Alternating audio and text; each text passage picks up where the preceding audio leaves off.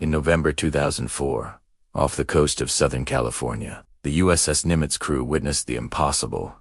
Tic Tac-shaped UFOs moving faster than any known aircraft, defying physics, and vanishing without a trace. Radar blips, infrared footage, and pilots' first-hand accounts revealed intelligence beyond comprehension. This story isn't just about sightings, it's about awakening. Over 21 chapters, you'll journey beneath the waves, follow shimmering arcs of unseen intelligence, and learn to observe, perceive, and understand a reality that challenges everything you thought possible. Are you ready to witness the unknown and awaken to the mysteries that the ocean and sky have quietly held for decades? Off the coast of Southern California, during routine Navy training operations, the USS Nimitz and USS Princeton detected a series of unidentified aerial objects, now famously known as the Tic Tac UFO. What began as strange radar blips quickly evolved into one of the most compelling UAP/UFO sightings ever recorded. Witnessed by elite pilots, tracked by cutting-edge military sensors, and later confirmed through infrared footage. This story isn't science fiction. It's a real military encounter, supported by radar data, pilot testimony, and government acknowledgement. From 80,000-foot descents to instant accelerations, from silent maneuvers to vanishing across miles in seconds, the Tic Tac encounter continues to fuel global curiosity about advanced technology, national security, and whether humanity is truly alone. In the minutes ahead, you'll step into a calm, atmospheric retelling of this legendary event, one woven with mystery, emotion, and a quiet wonder of a sky that still holds secrets. Chapter 1. The Silver Mirror Sea. The Pacific had a way of looking almost impossibly calm at dawn, as if it held its breath beneath the rising sun. On certain mornings, its surface seemed less like water and more like a polished mirror stretching past every horizon, so smooth and silvered that even the USS Nimitz, a carrier large enough to host a small city, appeared to glide rather than cut through it. The world felt suspended in that early light, softened by the pale shimmer rolling across the waves. The sailors on board were accustomed to this rhythm. November 2004 carried the familiar hum of drills and routines, jets drawing neat white arcs across the sky, radar stations clicking through their steady cycles, the faint temps of salt air drifting into passageways, boots echoing along steel floors. Life at sea had its own heartbeat, predictable, methodical, endlessly repeated. But sometimes, without warning, something slipped into the predictable. Something quiet at first, a whisper against the edges of what people assumed that they understood. No alarms blaring. No sudden drama. Juste a shift, a subtle stirring in the air around them, as if the world itself leaned in to ask a question. That was how it began. Beneath the gentle glow of the morning light, while engines hummed and sailors stretched stiff shoulders and checked instruments for the 1,000th time, the extraordinary drifted into the ordinary. It came in silence, without any announcement, as though it had always been there, waiting.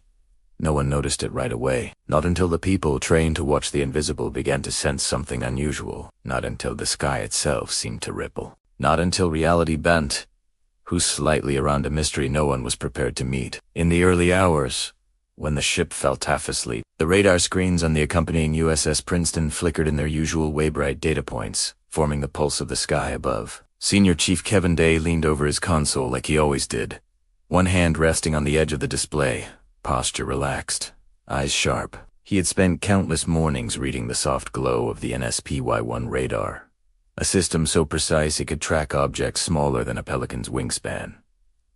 He understood its modes, its quirks, the difference between noise and meaning. So when the first anomaly appeared, a tiny blip hovering at a strange altitude, he didn't give it much weight.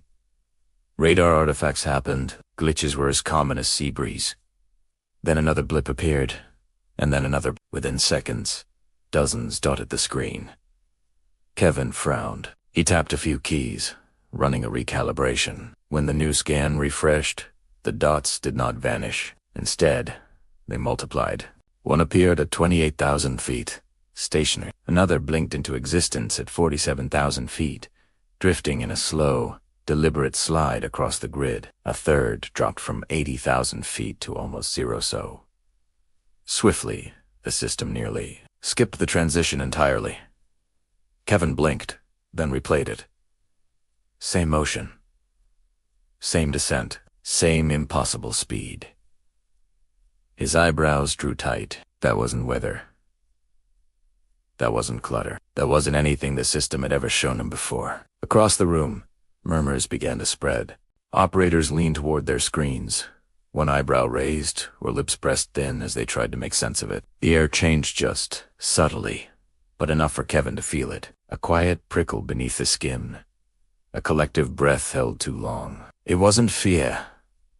Not yet. Just a weight of curiosity that came from knowing something did not fit. He ran diagnostic checks again, and again. And again. Each time, the objects reappeared as if to say, "No, we are not mistakes. We are here." Some hovered, some moved with a pace that seemed too smooth, too intelligent, as if they were listening, as if they were watching, as if they existed not as accidents, but as something with intention. Kevin leaned back slightly, his hand frozen over the console. In that suspended moment, his mind brushed against a thought he did not speak aloud. What in the world are we looking at? The radar did not answer, but it kept showing the same extraordinary dance, repeating patterns no one could explain. By the time the sun climbed higher and the drills resumed with their usual energy, the tension in the operations room had settled into a quiet underscore. Procedures continued, people worked. Jets were prepped. Missions were aligned.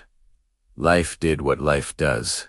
It kept moving. Yet the sky above them had changed. Somewhere high above the silver mirror sea, an object with no name and no explanation drifted in and out of existence, slipping between altitudes with effortless ease. It had no wings, no tail, no heat signature, nothing that fit any profile of known aircraft ally or enemy. The ocean below reflected only a blank stretch of shimmering light, hiding whatever secrets lay beneath its surface. The sailors, pilots, and officers. Didn't he know yet that they were standing on the brink of something that would echo decades into the future, something that would ripple across military briefings, congressional hearings, late-night whispers, scientific debates, and documentary screens all the way into 2025. To them, it was still just a cluster of strange readings, a strange morning, a strange feeling. But whispers often begin small before they reshape everything. Later that morning, as the day settled into its full brightness, Commander David Fravor prepared for a routine training flight. He had flown countless missions, both in exercises and real combat, and he understood the sky with a fluency earned over decades. He trusted his instincts. He trusted his training. He trusted the dance between aircraft and atmosphere. He was not expecting anything unusual. As he walked across the deck toward his FA-18F Super Hornet, he felt the familiar vibration in the metal beneath his boots, the engines, the nearby jets warming up, the steady core pulse of the Nimitz. The ocean wind carried the smell of jet fuel and salt, a scent so normal it blended into the background of memory. In the seat behind him, his weapons systems officer ran pre-flight checks with quiet precision. Nearby LTCMDR. Alex Dietrich climbed into her own aircraft. Her movements, calm, practiced, focused. She had flown countless drills as well, but something about this one carried a faint thread of anticipation neither she nor Fravor had words for. On Airborne, the world opened up around them. The ocean stretched below like brushed metal. The sky above swept into soft gradients of blue. The sunlight spilled across the jet's canopy, painting the cockpit in a quiet amber glow. Then came the call. A calm voice, measured and professional, came through their headsets with coordinates from the USS Princeton. It wasn't unusual for radar operators to redirect aircraft during training, but the tone held something subtle on edge that suggested they weren't being guided toward a routine exercise. Fravor listened carefully. Alex Dietrich adjusted her flight path. The two jets moved into formation. The ocean rolled quietly beneath them, endless and unaware. And then, far ahead, something broke the uniformity of the sea. A patch of white water churned violently, as though something massive had just submerged or surfaced. But there was no vessel, no splash, no movement, just frothing waves circling a point of disturbance. Hovering 50 feet above that turbulence was an object. Smooth. White. Oblong. Featureless. Like a perfect cylinder with rounded ends. Bright in the sunlight, unbroken by markings, panels, windows, or anything familiar. A shape so simple it became unsettling. Fravor tilted his aircraft into a descending arc to get a closer look. As he did, the object moved smoothly, precisely, as though responding to him. It rotated, oriented itself, and then mirrored his motion in a way no known aircraft could. Alex later described the moment as if the object possessed a kind of curiosity almost playful, yet deeply intentional, as if it were studying the jets as much as they were studying it. Fravor circled again, lowering altitude, tightening his maneuver. The object descended in perfect opposition, as if it were aware of him, as if it was watching. Then, without warning, without a sound, without the slightest hint of build-up or pressure, it accelerated. Not forward, not upward, not in any direction that matched the aerodynamic logic of aircraft. It simply vanished. One moment, it hovered. The next, it was gone. Radar operators on the Princeton watched its blip disappear from one location and reappear 60 miles away in under a minute.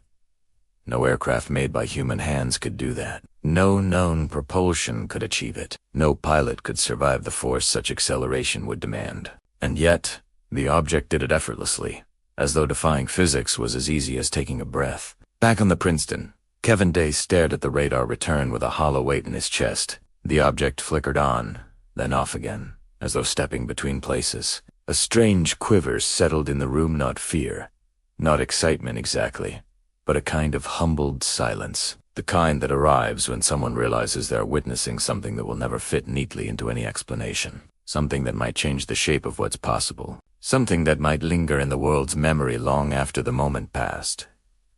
None of them knew what the object was. All of them felt the immensity of it. That night, long after the jets had returned and the sunlight faded into a soft, smoky twilight over the water, the Pacific looked even more like a mirror. But now, in the quiet reflection of stars on its surface, it also seemed like a doorway, something thin, something shimmering, something holding secrets just beyond the reach of sight, and somewhere far below or far above, or perhaps just beyond understanding. The memory of the white object drifted through the minds of everyone who had seen it, as though it were an invitation, a whisper, a beginning. And as the sun rose again over the endless water, those who witnessed the impossible found themselves drawn into the deeper questions that followed.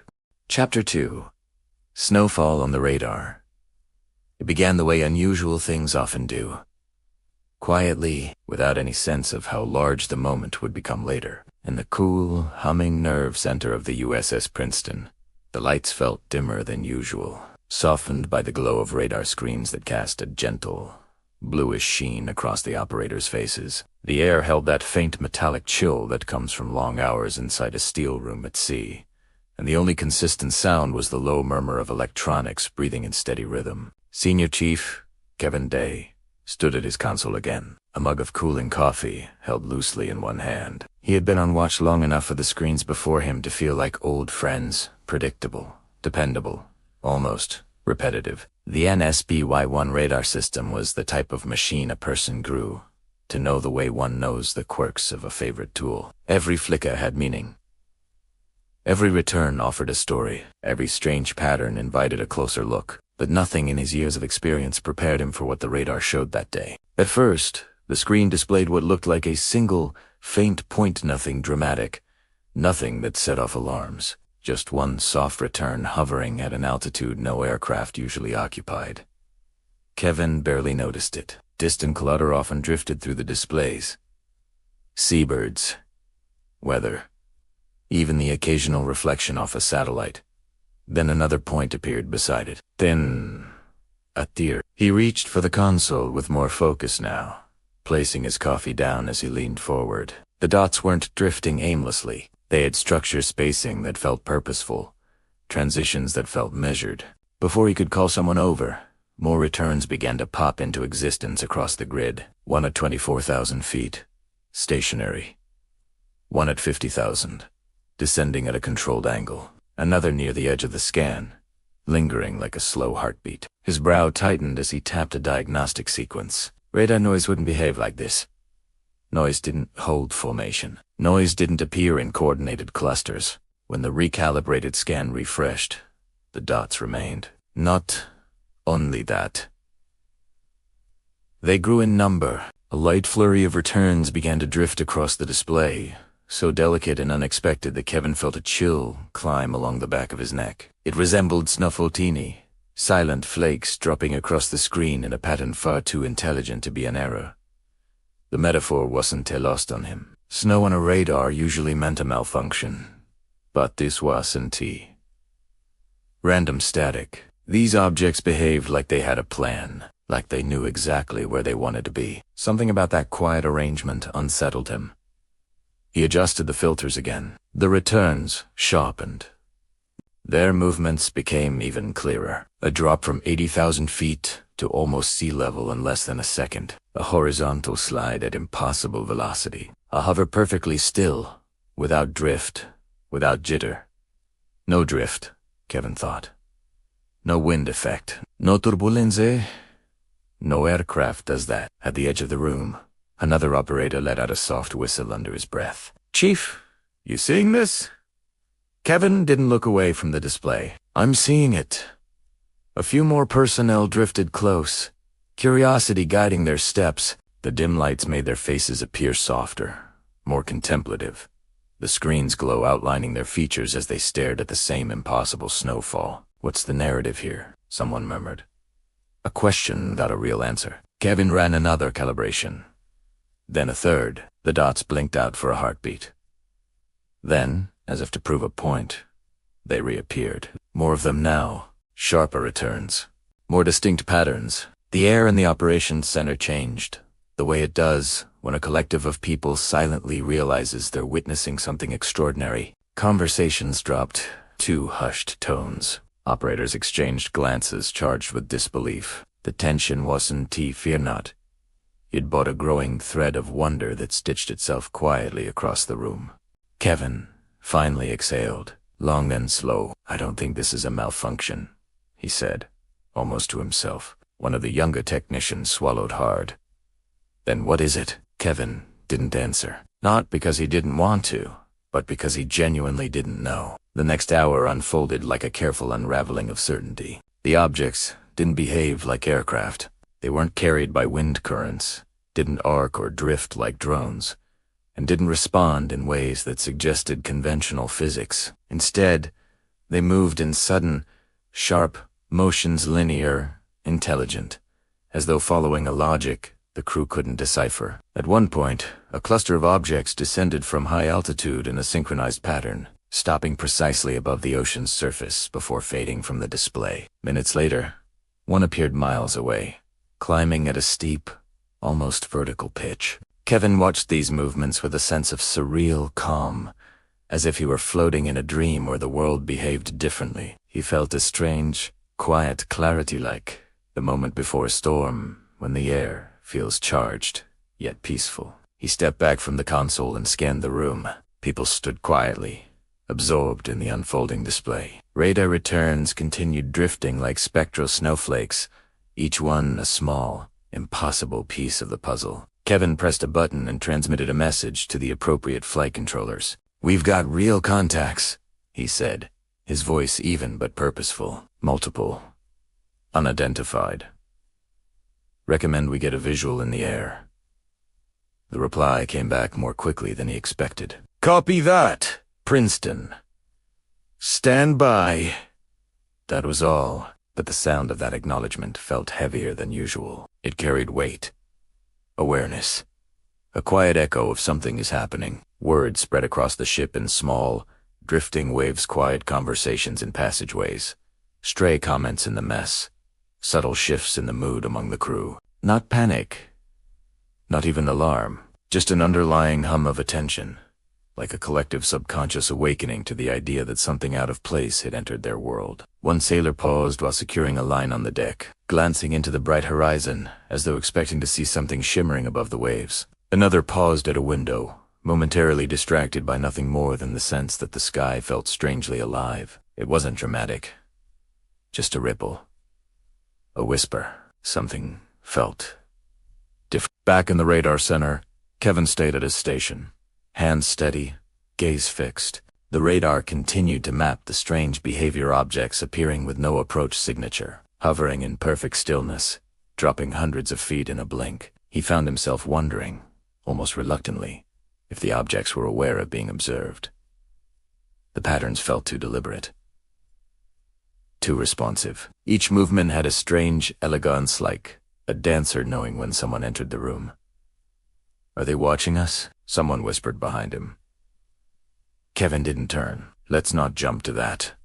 But he couldn't fully convince himself of that either. The movements felt aware, not just present, just intentional. The kind of presence one might feel in a forest when realizing something unseen is quietly observing from between the trees. No malice, no threat, just a tin. By midday, the operators had documented enough anomalies to fill a report twice the length of anything typical for routine operations. The logs showed over 100 contacts at some points, each behaving like nothing cataloged, nothing ordinary, nothing that fit into the comfortable architecture of known flight behavior. The senior officers were briefed, pilots were notified, procedures shifted, and in the soft glow of the radar center, Kevin felt the shape of an unseen moment settling over them, the kind of moment that wouldn't fade in a day or a week, something large enough to echo for years. But at that time, it didn't feel monumental. It felt intimate, almost hintily a quiet brush with something vast and inexplicable, like touching the edge of a dream just before waking. He wondered if the others felt it too, that strange sense of stepping into a reality slightly wider than the one they had known before. He wondered if anyone else felt the subtle shift in the air, like the universe had exhaled just a little closer to them. As evening approached, the anomalies continued. No matter how many scans they ran, the objects persisted in their peculiar dance, flickering in and out, sliding across impossible distances, descending with elegant precision. It felt, in a strange way, like watching snow fall against a dark winter window, quiet, hypnotic, impossible to look away from. Kevin remained composed, but inside, a quiet amazement slowly blossomed. Not fear, not dread, just a soft, abiding wonder, the kind that so few moments in life truly offer. He didn't know then that pilots above the ocean would soon come face to face with the same mystery. He didn't know that footage would later be captured, shared, debated, and dissected across decades. He didn't know that a single quiet morning, marked by fallen radar snow, would ripple outward into congressional hearings, scientific debates, and cultural fascination for years to come. All he knew was that something was out there, something real, something watching, or moving with purpose, or simply existing in a way that humanity had not yet learned to understand. And in that quiet realization, Kevin felt the boundaries of his world stretch just a little further than before. And as the radar snowfall continued, the sky itself seemed to shift. Chapter 3, Into the Sky.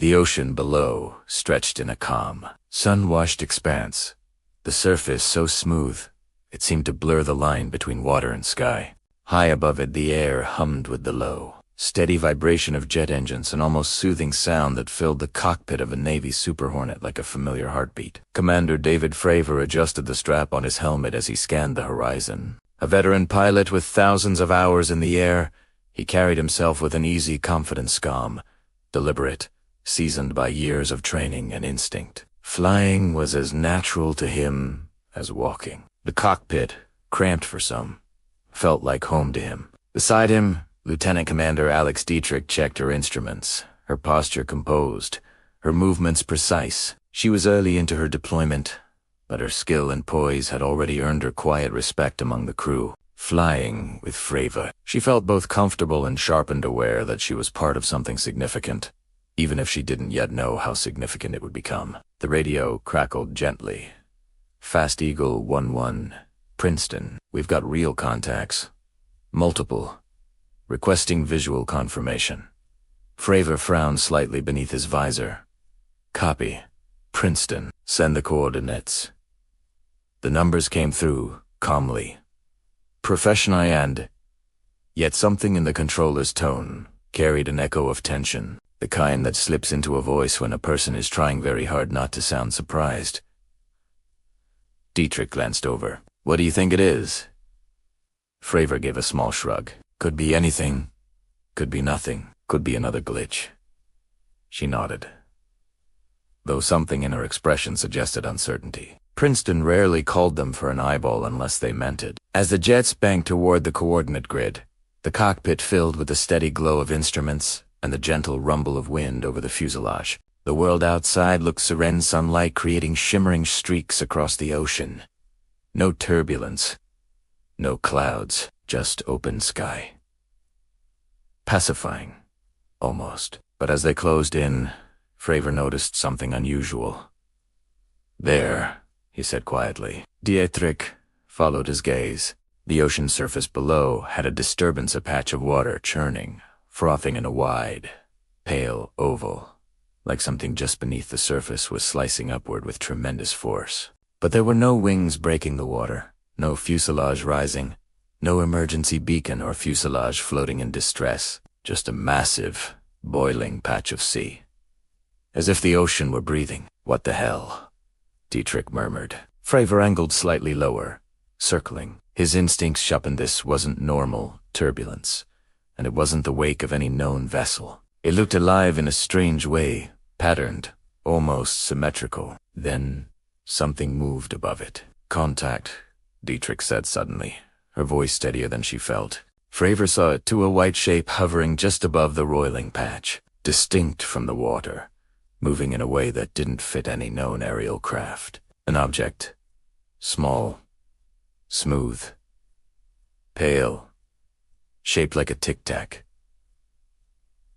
Not a plane, not a drone, not a helicopter, no wings, no exhaust, no rotors, no visible propulsion whatsoever. Just there, hovering, as still and silent as a held breath. Fravor angled the Hornet toward it, descending in a slow, widening arc. Princeton, we have visual on the contact, he said. It's unusual. Copy, Fastigo, the radio replied. But the voice carried a new carefulness, like someone leaning in closer, listening harder.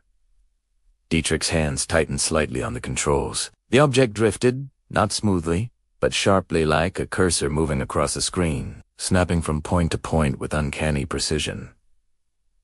It's reacting, she said softly. Fravor watched with narrowed eyes. Feels like it. He descended again. The Tic Tac responded instantly, sliding laterally in a way no aircraft could. No acceleration curve, no drag, no inertia. Just an immediate change in position, as natural as a thought. What's its altitude? Dietrich asked. Unclear, Fravor said. Seems to be matching us. She checked the readings. They were useless. The object wasn't giving a radar return that aligned with its physical position. Commander, this doesn't make sense. No, he agreed softly. It doesn't. At that moment in the radar center aboard the USS Princeton, Kevin Day watched the displays with mounting awe. The object's movements were erratic, precise, elegant, jumping from one altitude to another in ways the radar could barely track. Operators leaned in, silent, watching the screen as if trying not to disturb the moment. It's meeting them, Kevin murmured. Across the room, someone whispered. Hypnos. No one corrected him. Back in the air, Fravor made a decision, going in closer. Dietrich inhaled deeply, steadying herself. Copy. He dipped the nose of the Hornet toward the object. Instantly, it began to rise. Not quickly, just enough to match his descent, as if mirroring him. Adjusting, responding, watching. Fravor felt an unfamiliar sensation move through him, not fear, not adrenaline, but an odd sense of being observed. a feeling so subtle he wasn't sure whether to trust it, yet strong enough that he couldn't ignore it. Object is reacting to your maneuver, Dietrich sighed, trying to stay analytical. Yeah, he replied softly. I see that. He banked left. The Tic Tac slid right. He rose. The object dipped, Dietrich whispered. It's playing with us. Fravor didn't answer. He rolled the aircraft into a tight spiral, descending counterclockwise. The Tic Tac paused, then mimicked the movement spiraling upward, matching his path with mirrored grace, as though connected in some invisible choreography. Holy!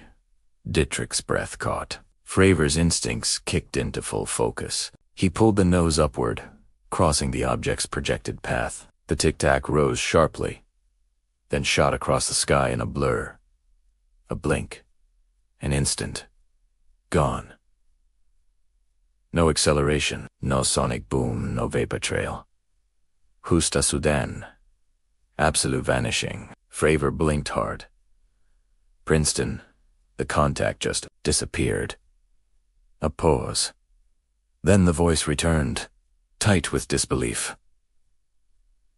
Fast, Eagle. It's at your cap point. Dietrich turned sharply.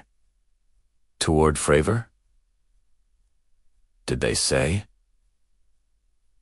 Yeah, he replied. It's waiting for us. The object had moved 60 miles in seconds. Not possible. Not by any conventional physics known to them. He exhaled slowly. We're heading back. As the jets returned to base, neither pilot spoke much. Not out of fear, but because neither had the language for what they'd just seen. The sky looked the same, the ocean calm, the horizon wide and peaceful yet. The world felt just slightly altered, as if some invisible truth had shifted into view. Dietrich broke the silence softly. Do you think it was? Ours? Fravor shook his head. No chance. Nothing we have moves like that. Then what was it? He didn't answer. Some things don't fit into immediate explanations. Some things arrive quietly, reshaping the edges of what people assume they know. On the Princeton, Kevin Day and his operators tracked the object until it finally vanished from the radar entirely. No fade-out, no signal loss, just a clean disappearance. The room was silent. No one celebrated. No one joked. They all felt the same unspoken thing. This was not just an anomaly, not a glitch, not a trick of the instruments. This was something real, something intelligent, something unknown, and something the pilots had seen close enough to describe with their own eyes. Like a shift in the weather before a storm. A subtle awareness settled across the ship, a knowledge that whatever had happened out there was only the beginning. The Tic Tac was gone, but his presence lingered. Not as fear, not as threat, but as a question so large, so quiet, and so unexpected that it would ripple into the years ahead. What Fravor and Dietrich witnessed that day wasn't the end of the mystery, far from it, because while the Tic Tac vanished from the sky, it left behind something far more powerful than a radar return. It left a story, and stories, once told, have a way of changing everything. Chapter 4. Echoes on the Princeton night settled over the Pacific with a softness that seemed to hush even the engines of the USS Princeton. The vast carrier strike group stretched across the horizon like a constellation made of steel, each ship glowing with faint lights, each following its own silent rhythm. The smell of salt hung thick in the air, carried by a steady breeze that brushed the decks and cooled the metal surfaces. In the combat information sent to the CIC, Lieutenant Commander Jason Harris stared at the main radar display, arms crossed, brow tight with concentration. The room was dim and cool, illuminated mostly by the glow of consoles. Soft beeps, murmured voices, and the steady hum of electronics created a soundscape that felt both comforting and tense. Earlier that day, the pilots had returned with accounts no one could easily dismiss. Radar logs, visual confirmation, and infrared footage all pointed to the same unsettling truth. The Tic Tac was no glitch, no artifact, no misunderstanding.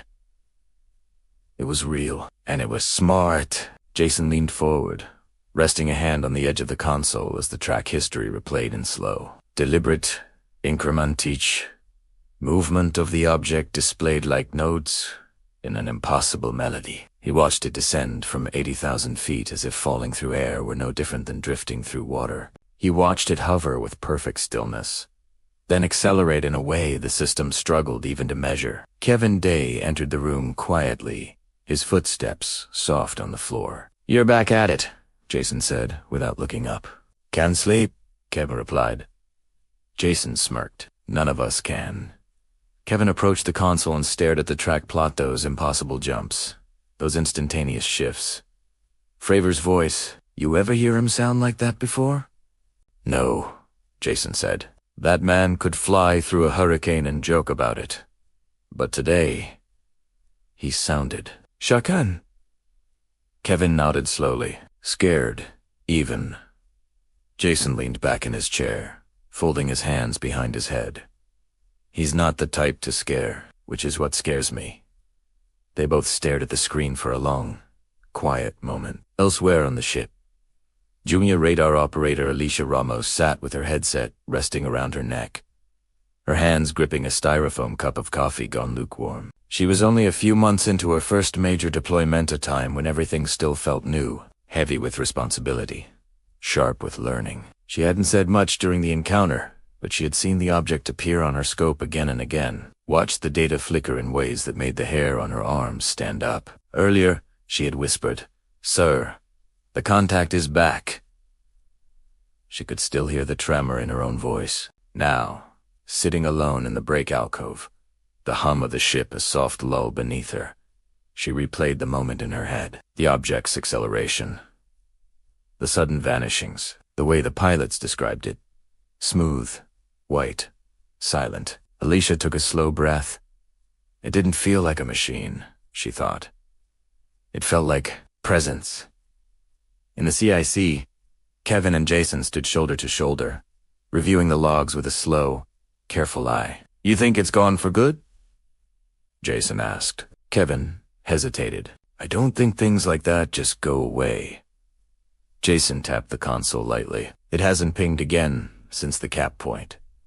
"That doesn't mean it's gone," Kevin replied. Jason opened his mouth to respond, but the door to the CIC swung open and Lieutenant Sarah McConnell stepped inside. She held a clipboard tight against her chest and wore an expression that lingered somewhere between curiosity and worry. "Mind if I join you?" "Say, Huskit." Jason gestured toward the screen. "The more, the merrier in the ghost hunt." Sarah approached the console. "I've been reading the pilot's statements," Dietrich said. She felt like it was studying them. Jason nodded. "You don't get that from drones." Kevin looked at Sarah. "What do you think it was?" Sarah took a deep breath. "Doesn't matter what I think. What matters is none of our data can explain it." Jason exhaled. "Yeah. That's the problem." They stood together in silence, listening to the hum of electronics, watching the replay of the object's impossible flight. Sarah broke the quiet. "You know what's bothering me most?" Jason raised an eyebrow. "What's that?" "It's not the speed," she said. "Not the altitude changes. Not the maneuvers. It's the stillness." Kevin nodded. "The hover." "Yes." Sarah's voice dropped. "Things that move like that shouldn't be able to sit perfectly still. Not without drift. Not without correction. Not without energy loss." Jason turned to Kevin. "What's radar showing during the hover?" Kevin tapped a key. "Nothing." Jason frowned. "Nothing," Kevin repeated. "Nothing. No turbulencer. No thermobloom. No displacement halo. No signature. It's as if it wasn't even there while still being there," Sarah whispered. "That's impossible." Jason gave a small laugh. "Well, so is this entire day." Later that night, after several hours of quiet analysis, Kevin walked alone to the ship's observation deck. The metal beneath his boots felt cool, the wind brushing his face with the sharp scent of salt. Above, the stars glittered in a sky so vast it almost swallowed his thoughts. He leaned against the railing. The ocean stretched endlessly, dark and silent, the waves shimmering under moonlight. For a moment, Kevin closed his eyes. He expected the usual things: wind, waves, the distant hum of engines. Instead, in the quiet of his own thoughts, he felt something else. Entirely. A presence, a subtle awareness. Not threatening, not comforting, just there. Something in the depths, or the sky, or both, watching the same ocean he was watching. He opened his eyes again. The horizon was empty. The night sky was quiet. But the feeling lingered, a sense that the Tic Tac, whatever it was, had not vanished into nothing. It had simply moved somewhere beyond their reach, beyond their understanding. He took a slow breath and whispered into the night, "Where did you go?" The wind offered no answer. Deep in the bowels of the ship, Alicia Ramos sat again at her console, the green glow casting soft shadows over her face. She was alone on this rotation, save for the two junior techs monitoring the sonar feed. The CIC felt quieter at night, less chatter, less movement, more stillness. She checked the radar array one more time. Nothing unusual, nothing unknown, nothing impossible, and yet the hairs on her arms stood up again. She had learned something not everyone in the Navy learns during their first deployment. Sometimes the absence of data is more unsettling than the presence of it. She reached up, adjusting her headset, just as a faint, nearly imperceptible flicker passed across her screen. A ghost of a blip. A momentary spark. A pixel that appeared out of nothing. 10 Banisset. She froze. There it was again. Just a shimmer like a breath. She swallowed hard. "This is Ramos. I've got a faint intermittent." The blip vanished mid-sentence. Her words hung in the air. Her breathing slowed. Jason's calm voice replied through the headset. "Ramos? Repeat." She stared at the empty screen. "Negative," she finally said. "Must be noised. But deep down, she wasn't sure. Not at all. Hours later, the logs would show no anomalies, no returns, no jumps, no Tic Tac. Nothing. But everyone who had been on duty that night felt the same subtle, indescribable tension on awareness that whatever had come into their airspace, hadn't they simply left, it had left something behind. Questions. Possibilities. Shadows of understanding, and a lingering, almost gentle whisper in the back of every mind aboard the Princeton. "You are not alone out here." Chapter 5. The Quiet Debrief. Morning arrived gently across the Pacific, brushing the USS Nimitz and USS Princeton with a faint wash of gold. The horizon glowed soft and hazy, the air cool, the sea deceptively calm. It was the kind of morning that usually promised routine, drills, briefings, quiet checklists, and the steady rhythm of naval life. But not today. On this morning, the air carried a different weight. The pilots who had witnessed the impossible encounters still felt the echo of it in their hearts and muscles. The radar operators carried silent questions like stones in their pockets. Even those who had not seen the Tic Tac directly sensed a shift, something subtle, unspoken, tugging at the edges of their awareness.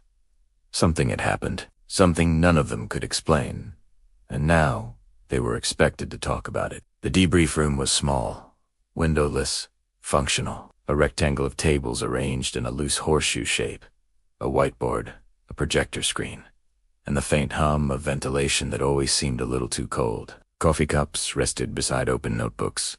Pens clicked nervously, and flight suits rustled softly as pilots settled into their seats. Commander David Fravor sat at the head of the room, his posture straight, his jaw set, his eyes sharp but tired.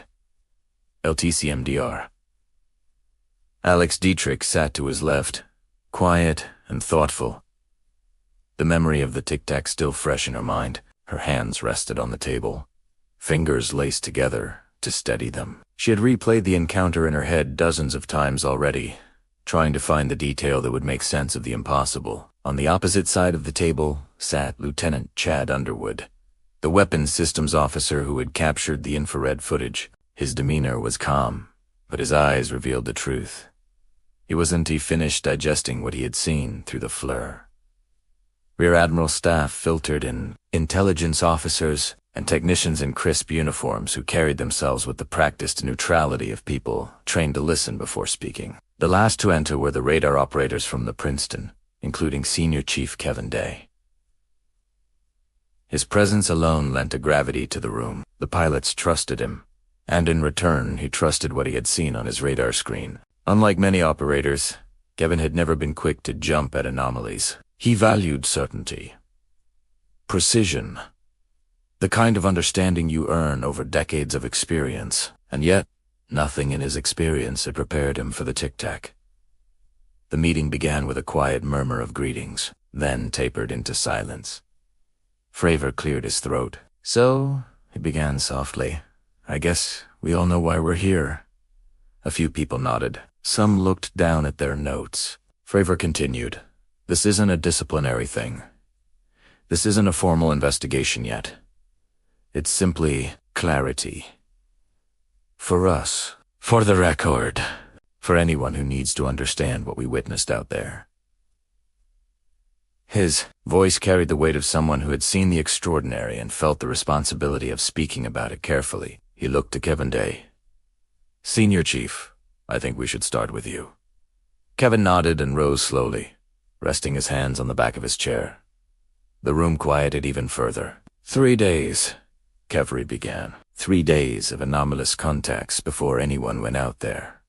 His eyes traveled across the room, landing on each person for a heartbeat. We recalibrated the radar. Twice, we were in diagnostics. We had techs inspect the array. Nothing changed. The returns stayed. Consistent altitude. Consistent behavior. Objects dropping from the stratosphere to sea level in seconds. A few officers exchanged glances. Kevin continued. If it was a malfunction, it would show inconsistencies. Random noise, but these weren't random. They were patterned. He paused. Intentional. The word hung thick in the air. Underwood tilted his head slightly. Patterned how? Caving gestured lightly. Toward the table. Repetition. Predictable movement. Hovering at fixed altitudes. Sudden accelerations from one coordinate to another. And each time we attempted to engage, each time a pilot was dispatched, the objects reacted. Fravor nodded slowly. "Yeah," they reacted. "All right." Dietrich looked down at her hands, steadying herself.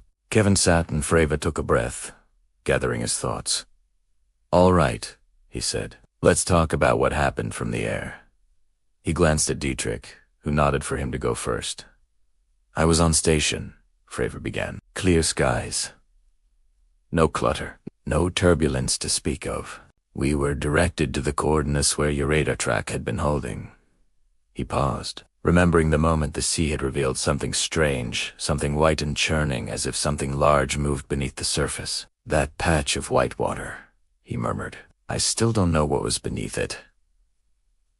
No one interrupted. Then he described the Tic Tac, smooth, white, cylindrical, wingless. He described the way it moved when he descended toward it, the way it ascended in perfect opposition. He described its sudden, instantaneous acceleration across the horizon. "It wasn't flying," he said softly. "It was repositioning," Dietrich added, "like it wasn't bound by the air or gravity." Several officers shifted in their seats. Underwood leaned forward. "Did you feel threatened?" Fravor thought for a moment. "No, not directly, but I felt observed." Dietrich nodded quickly. "Yes, that's the word. Observed. Like it was curious about us." A quiet whisper moved through the room, barely audible, but unmistakable. Not fear. Recognition. Underwood spoke next, though he was usually analytical and reserved. Today there was a slight tremor beneath his words. Not fear, but the weight of a reality he didn't yet know how to articulate. "When I captured the FLIR footage," he began, The object wasn't emitting heat. None. Zero. He tapped a pen against his notepad softly. That alone should be impossible. He leaned forward, elbows on the table. Every known propulsion method emits heat jets. Rockets, ion drives, plasma, even high-energy propellers leave thermal traces. But the Tic Tac, cold, cold. Fravor echoed. Underwood nodded. Cold. Or hidden. Either way, no infrared plume, no thermal displacement. And when it accelerated you can call it acceleration, there was no transitional heat spike. Kevin exhaled slowly. That matches what radar saw. No wake. No turbulence. It didn't disturb the air. It just moved. One of the analysts interjected. Could it be a classified platform? Fravor gave a short, humorless laugh. If someone built that, they didn't tell the Navy. Underwood nodded. Or physics. Laughter rippled through the room short. Soft. Tense, but it broke some of the heaviness, just for a moment. An intelligence officer named Lieutenant Rebecca Tran cleared her throat gently. "If I may," she said, "I've been reading through historical reports, Cold War sightings, pilot encounters, sensor anomalies from the 80s and 90 segundos. There are recurrent themes." She flipped a page in her folder. Objects without wings. Objects with instantaneous movement. Objects responding to fighter presence. Objects with no visible propulsion. She paused, lowering the file. "What you saw isn't new." The room fell quiet, not frightened, not skeptical. Just still, as if they had all taken a collective breath and didn't know what to do with it. Fravor asked, "You're saying this has happened before?" Tran nodded gently. "Not like this. This is the most credible, the most documented, the clearest data chain. But the phenomenon, the patterns, they go back decades." Underwood leaned back slowly, "So we just joined the list." Kevin added softly, "A list none of us knew we were already on." The debrief lasted for nearly 2 hours. No shouting, no panic, just quiet questions, slow reasoning, thoughtful speculation. And yet, beneath all the rational conversation, something else threaded through the room, a subtle, shared feeling that none of them voiced, a sense that what they had witnessed was not simply unknown, but aware, not hostile, not threatening, but observant, like a visitor passing through a room, pausing long enough to acknowledge each person quietly before moving on. As the meeting began to wind down, the admiral in charge rose to speak. His voice was calm, but the lines around his eyes carried the weight of someone absorbing far more than he was allowed to show. "Let me say this," he began. "You are not to be ridiculed for what you saw. You are not to be dismissed. We trust your skills. We trust your instincts. And we trust your testimony." He paused, letting the words settle. "What you witnessed out there is important, not just to the Navy, but to something larger." No one moved. No one spoke.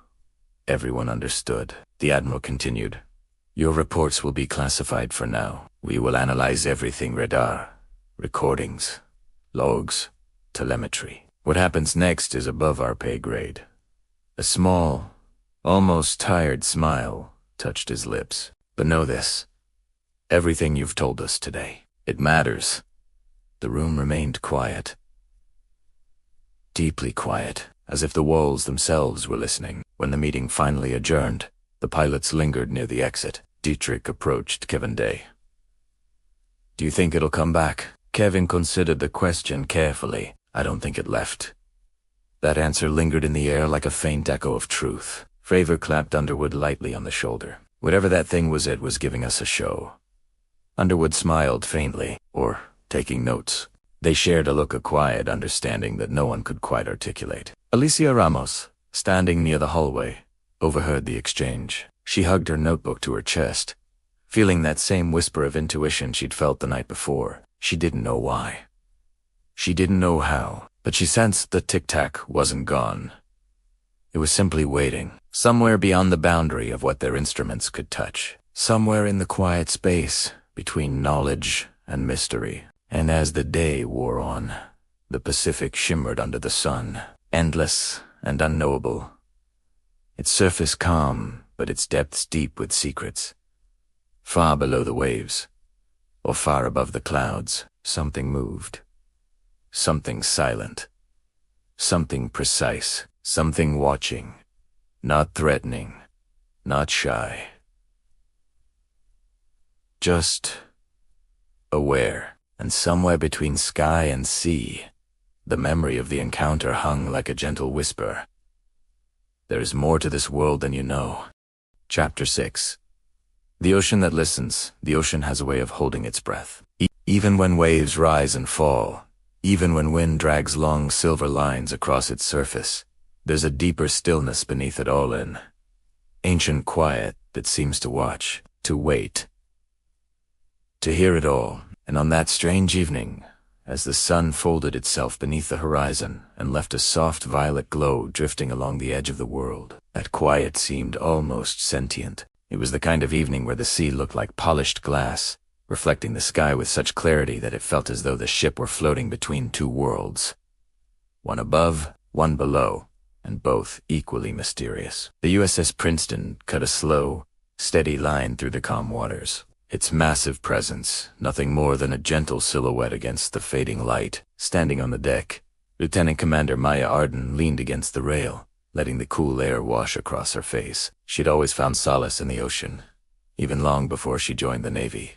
As a child, she used to sit on the beach for hours, toes buried in the sand, listening to waves whisper secrets she never quite understood. Back then, the ocean had seemed big enough to hold any dream, any fear, any question. Now, after everything she had witnessed these past days, it felt big enough to hold truths that no one yet had language for. The surface glimmered softly in the last hints of day. The hum of the ship blended with the gentle sigh of water curling against the hull. Maya closed her eyes for a moment, letting the sound settle in her chest like a steady heartbeat. She hadn't meant to come here. She hadn't meant to seek the quiet, but she found herself drawn to it nonetheless. After hours in the Combat Information Center, reviewing radar logs that defied every known flight pattern and sensor expectation, she needed space mental, emotional, perhaps even spiritual. She needed the ocean to remind her that not everything unknown was meant to be feared. Footsteps approached slowly behind her,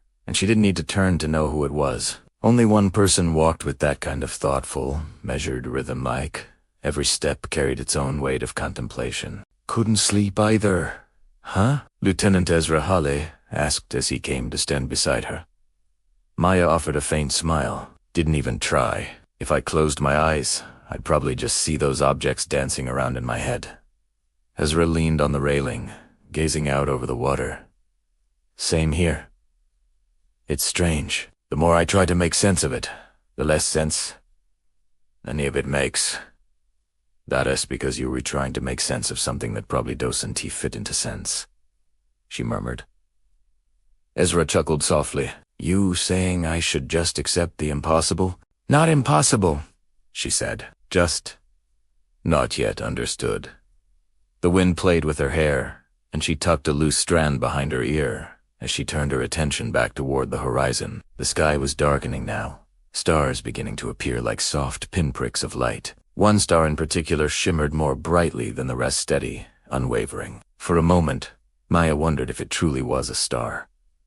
Ezra followed her gaze. You're thinking the same thing I'm thinking, aren't you? She exhaled slowly. I'm thinking that the world used to feel smaller, predictable, structured. Now it feels like someone picked up the edge of the universe and lifted the curtain just a little. And what do you think is behind that curtain? Maya hesitated, not because she didn't have thoughts, but because she had too many. I don't know, she admitted softly. But whatever it is, it doesn't seem hostile. If it wanted to hurt us, it had dozens of opportunities. It's almost like it's curious. Ezra nodded thoughtfully. Or aware of us. That too. The ocean stretched out endlessly, a dark velvet surface with threads of silver woven through it. Something about the night felt unusually attentive as, though the sea itself were waiting for her next words. Ezra broke the silence gently. "Do you remember earlier today, when the technicians showed the recalibrated radar logs?" Maya nodded. How could she forget? The tracks had been impossible objects dropping from 28,000 feet to just above the surface of the ocean in less than a second. No sonic boom. No heat signature, no turbulence. It was as though the objects simply bent the rules of motion. Ezra continued. Those drop points, they were all clustered over the same location. "The cold patch," Maya said. He looked at her. "You felt it too." She nodded again. She had felt it hours before, when reviewing the logs. There had been an odd sensation inside her chest, a tightness she couldn't explain, almost like a whisper brushing against her consciousness. Something in the data felt alive, intentional. Ezra exhaled slowly, running a hand through his hair. "Do you think they were coming from the water?" The question lingered between them. A quiet, potent thing. Maya didn't answer right away. She listened instead to the waves, to the wind, to the hum of the ship that suddenly felt very small in a vast, mysterious world. Beneath her feet, the hull vibrated gently. Beneath the hull, thousands of meters of dark waters stretched downward into quiet, crushing pressure. And somewhere within that depth, perhaps something watched. "I don't know," she whispered finally, "but whatever they're doing, it seems connected to the ocean." Ezra nodded slowly. "I've been thinking about that too. Those drop points, it's almost as if the ocean is their home base." The words felt heavy, not frightening, just profound.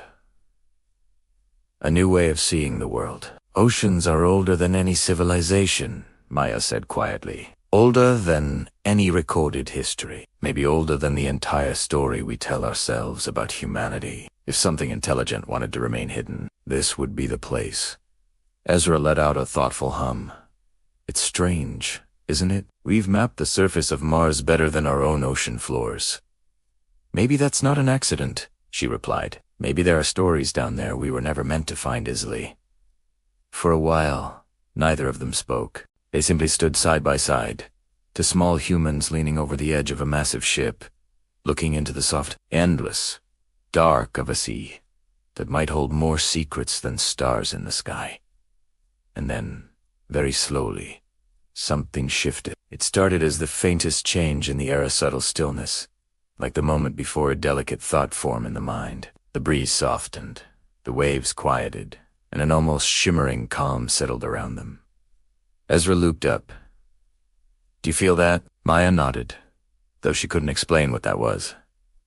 It wasn't fear. It wasn't danger. It was more like recognition, as if something unseen had turned its attention toward them, brushing against their awareness like a gentle fingertip. A soft vibration rippled through the railing beneath their hands, not mechanical. Not from the ship, but something lighter, almost like a resonance. Maya leaned forward slightly, peering into the water below. At first, she saw nothing but darkness. Then, a faint glow. It was subtle, almost imperceptible, like a soft pulse beneath the surface. Pale, bluish-white, shimmering in a slow rhythm that reminded her of a heartbeat. Not a sharp light. Not artificial. Something organic, gentle, patient. "What is that?" Ezra whispered. "Don't know." The glow brightened slightly, illuminating a small circle of water a few meters from the hull. The surface swirled gently, forming a silent spiral, as though something below were stirring the water, not rising, not emerging, just moving with intention. Maya felt a pull in her chest again, that same whisper-like sensation she had felt earlier while examining the radar data, only teased time. It felt closer, more direct, like a soft presence asking a silent question. She found herself leaning in without realizing it, drawn by the quiet beauty of the moment. To glow wasn't threatening. It was inviting, like a calm lantern in the middle of a dark forest path. Ezra swallowed. "Do you think they're trying to communicate?" Maya didn't answer. She didn't need to. Her heart already knew the feeling strange. Warm, tinged with awe. Something intelligent was nearby.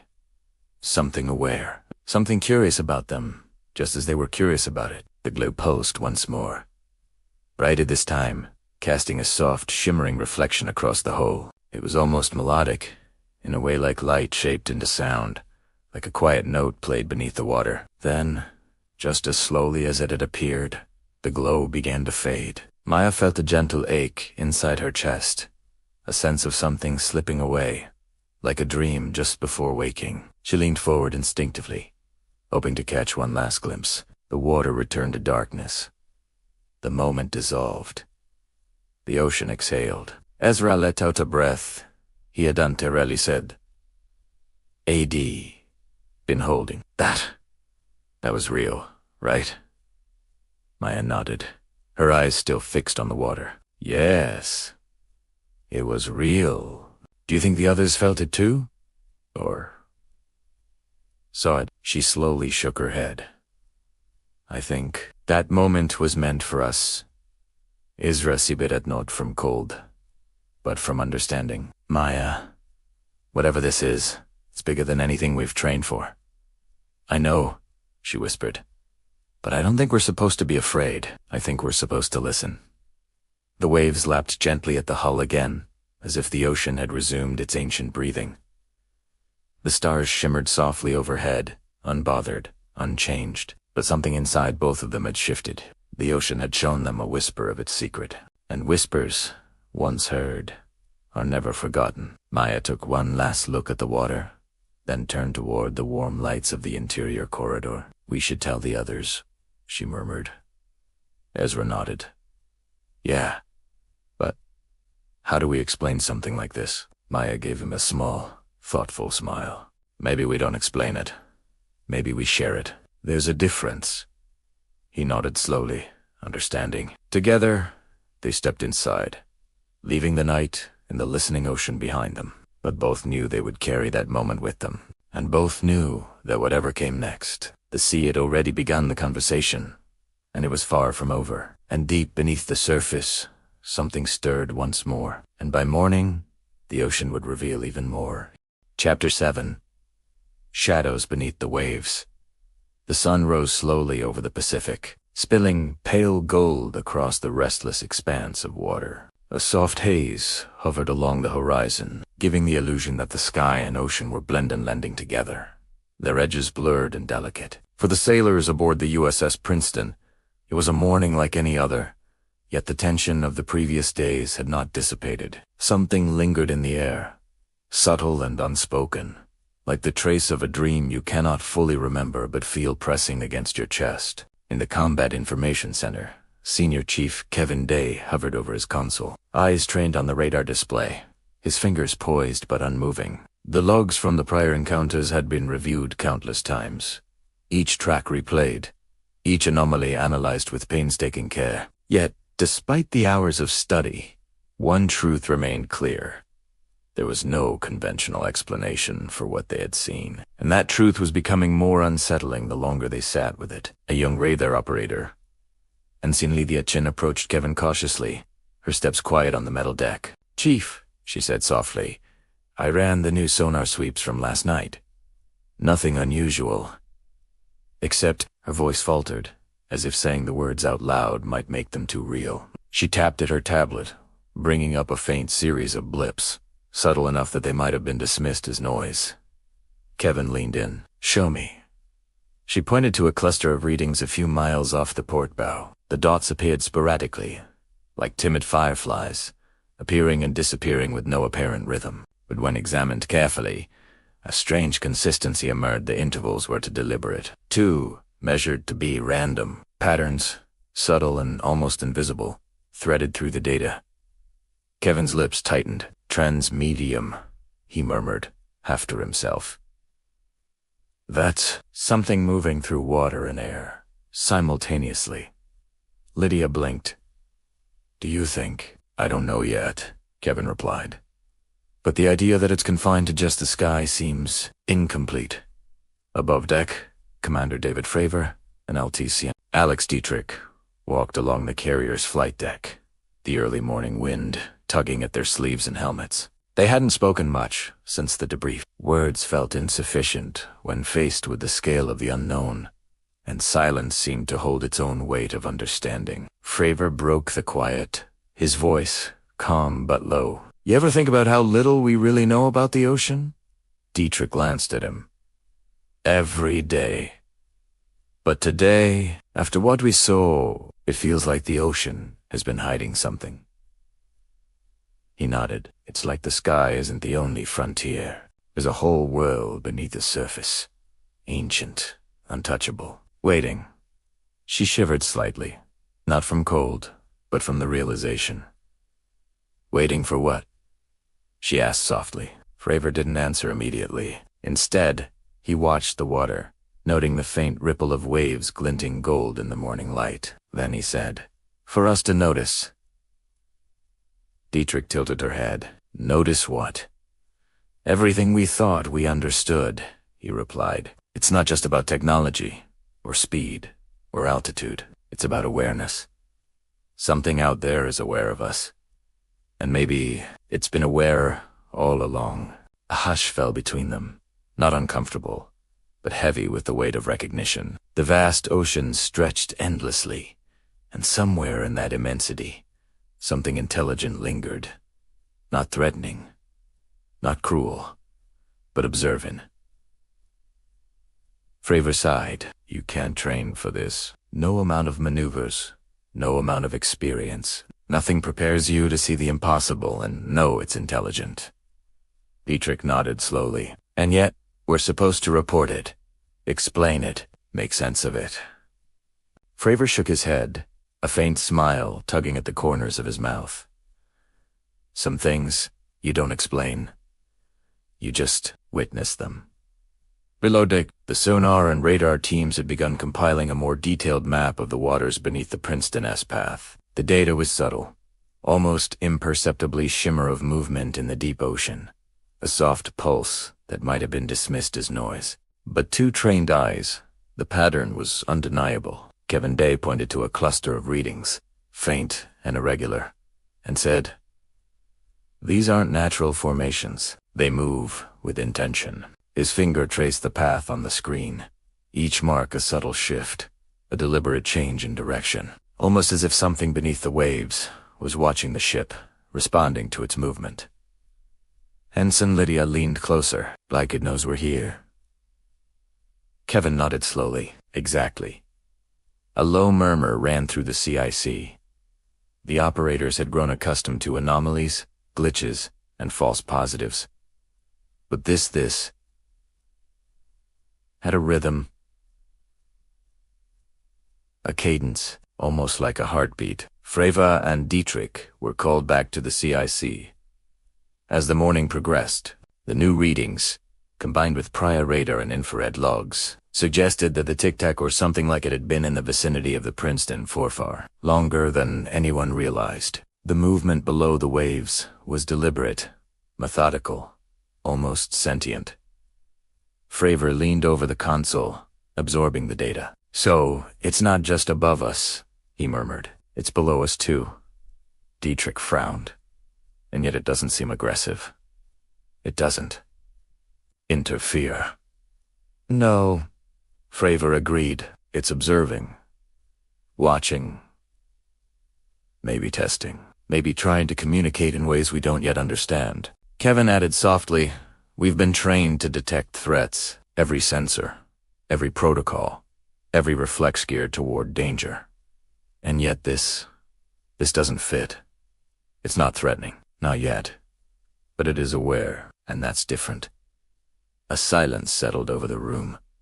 Everyone absorbed the weight of that truth. Awareness without hostility is a foreign concept to military minds, conditioned to anticipate conflict. And yet, they felt it a subtle pulse beneath the noise of their instruments, the awareness of something just beyond comprehension. Later that afternoon, the crew gathered for routine maintenance drills.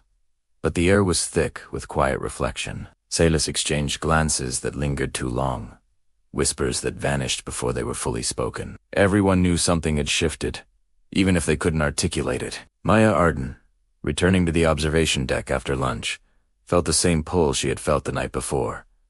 The ocean seemed different, patient, waiting, and as she peered over the railing, the water shimmered in ways that felt almost deliberate, subtle pulses, faint ripples and patterns that mimicked curiosity.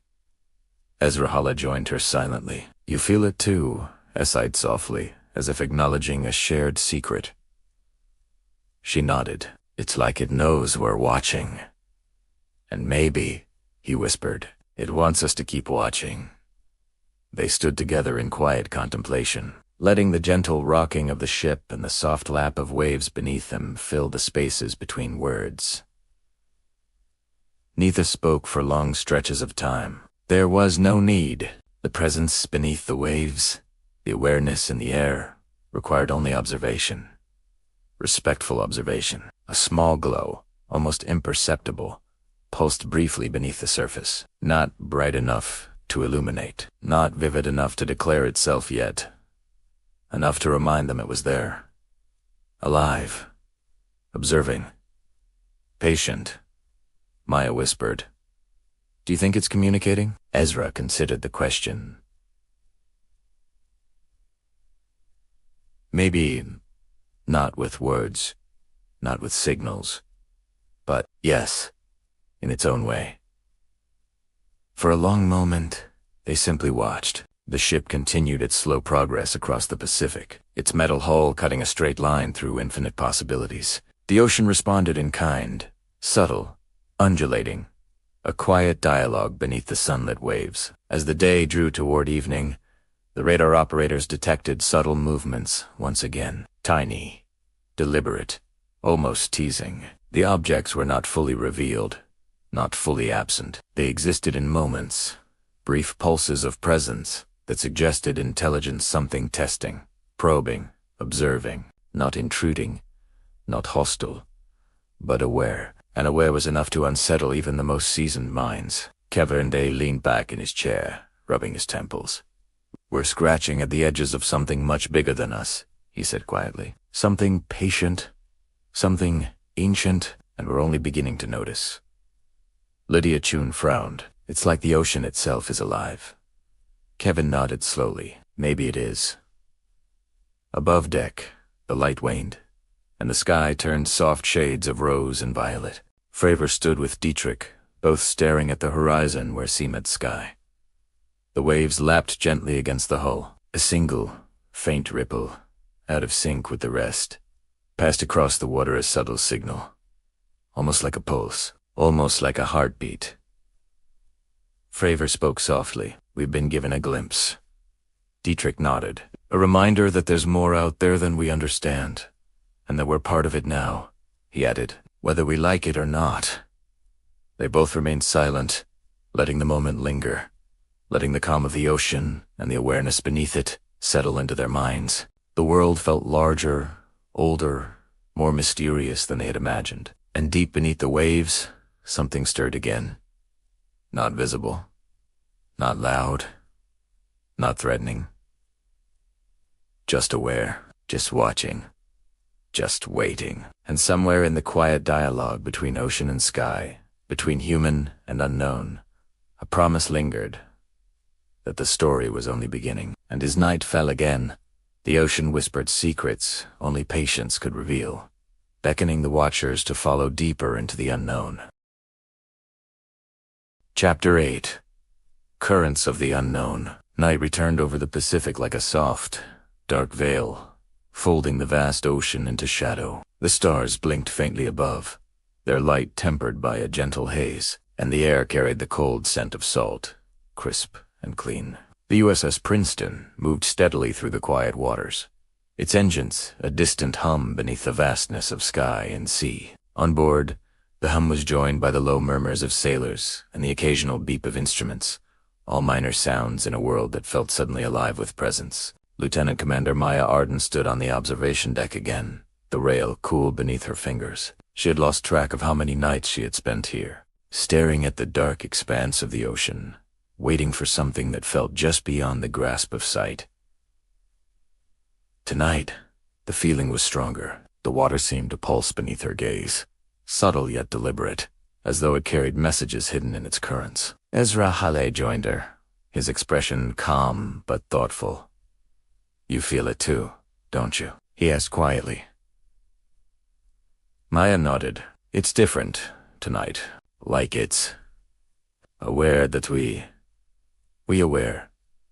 Ezra leaned against the rail beside her, the wind brushing past them. "Do you think it's the same object?" "Maybe," she replied softly. "Or maybe something else.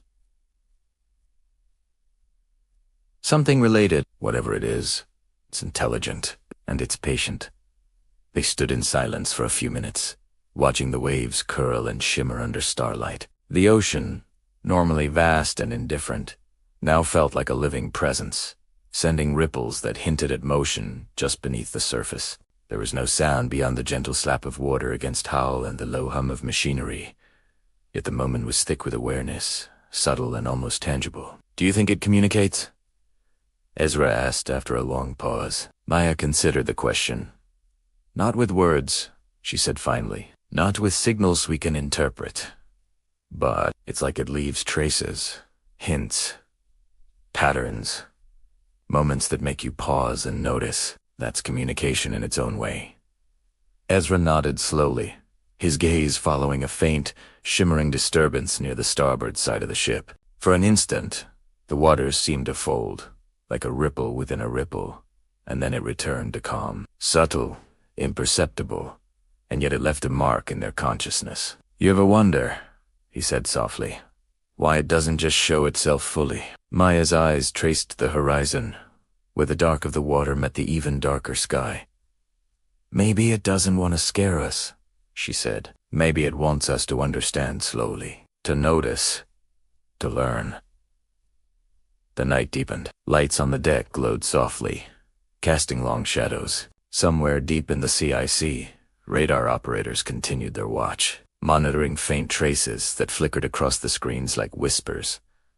No alarms sounded. No immediate threat presented itself. Yet the subtle movements of the ocean, the rhythm of hidden presence, left a quiet tension in the minds of all who watched. Down in the CIC, Senior Chief Kevin Day was alone, reviewing sonar sweeps and radar logs from earlier that day. The faint blips, subtle and inconsistent, had grown in frequency over the past 24 hours, appearing as small pulses, tiny anomalies, almost too fleeting to record. Kevin leaned closer to the display, adjusting contrast and gain, watching the faint movements carefully. It was there again, a small, deliberate flicker, barely visible, but distinct. It hovered, shifted, then disappeared. The moment lasted only seconds, but it left a resonance in his mind.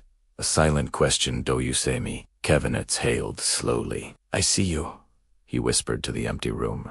It sounded absurd, almost childish, yet the words hung in the cool, dim air like a confession. From the corner, a faint beep announced another minor blip. Kevin tapped the keyboard, isolating the signal, following its subtle path. The pattern repeated: pulse, pause, shift, vanish. Then, farther out, a second pulse, almost mirrored, appeared and disappeared in the same rhythm.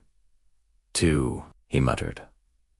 "Or more." He didn't have the answer, but a sense of deliberate intelligence pressed against the edge of understanding. Whatever was moving beneath the waves, or perhaps between water and air, was not random. It had rhythm, purpose, awareness.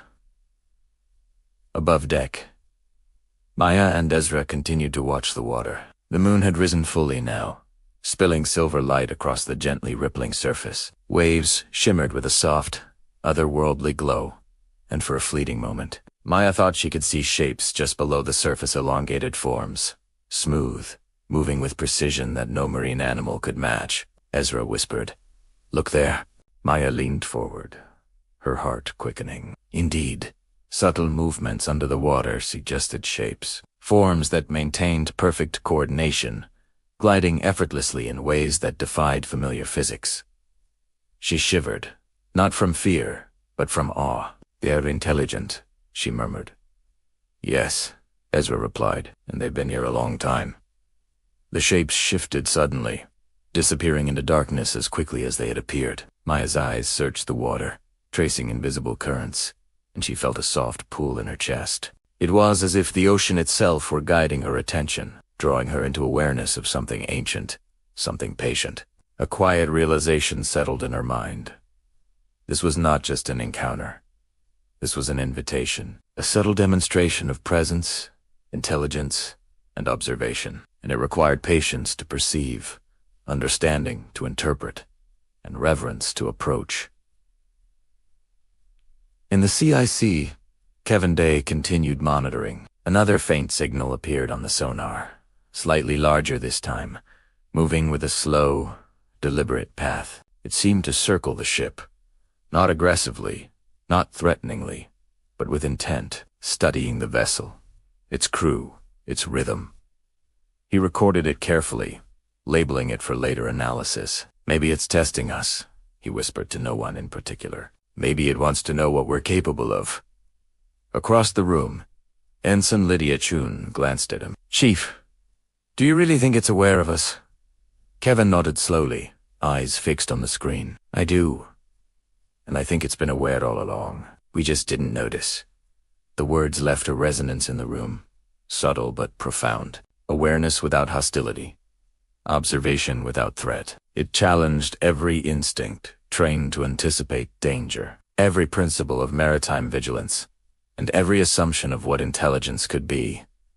Night deepened further. Stars scattered across the sky like a delicate dusting of diamonds, reflected faintly in the moving silver of the waves. Maya and Ezra stayed on the deck, eyes tracing subtle flickers of movement beneath the water, ears attuned to the soft, almost imperceptible hum of the ship. Maya whispered, I wonder how long they've been here.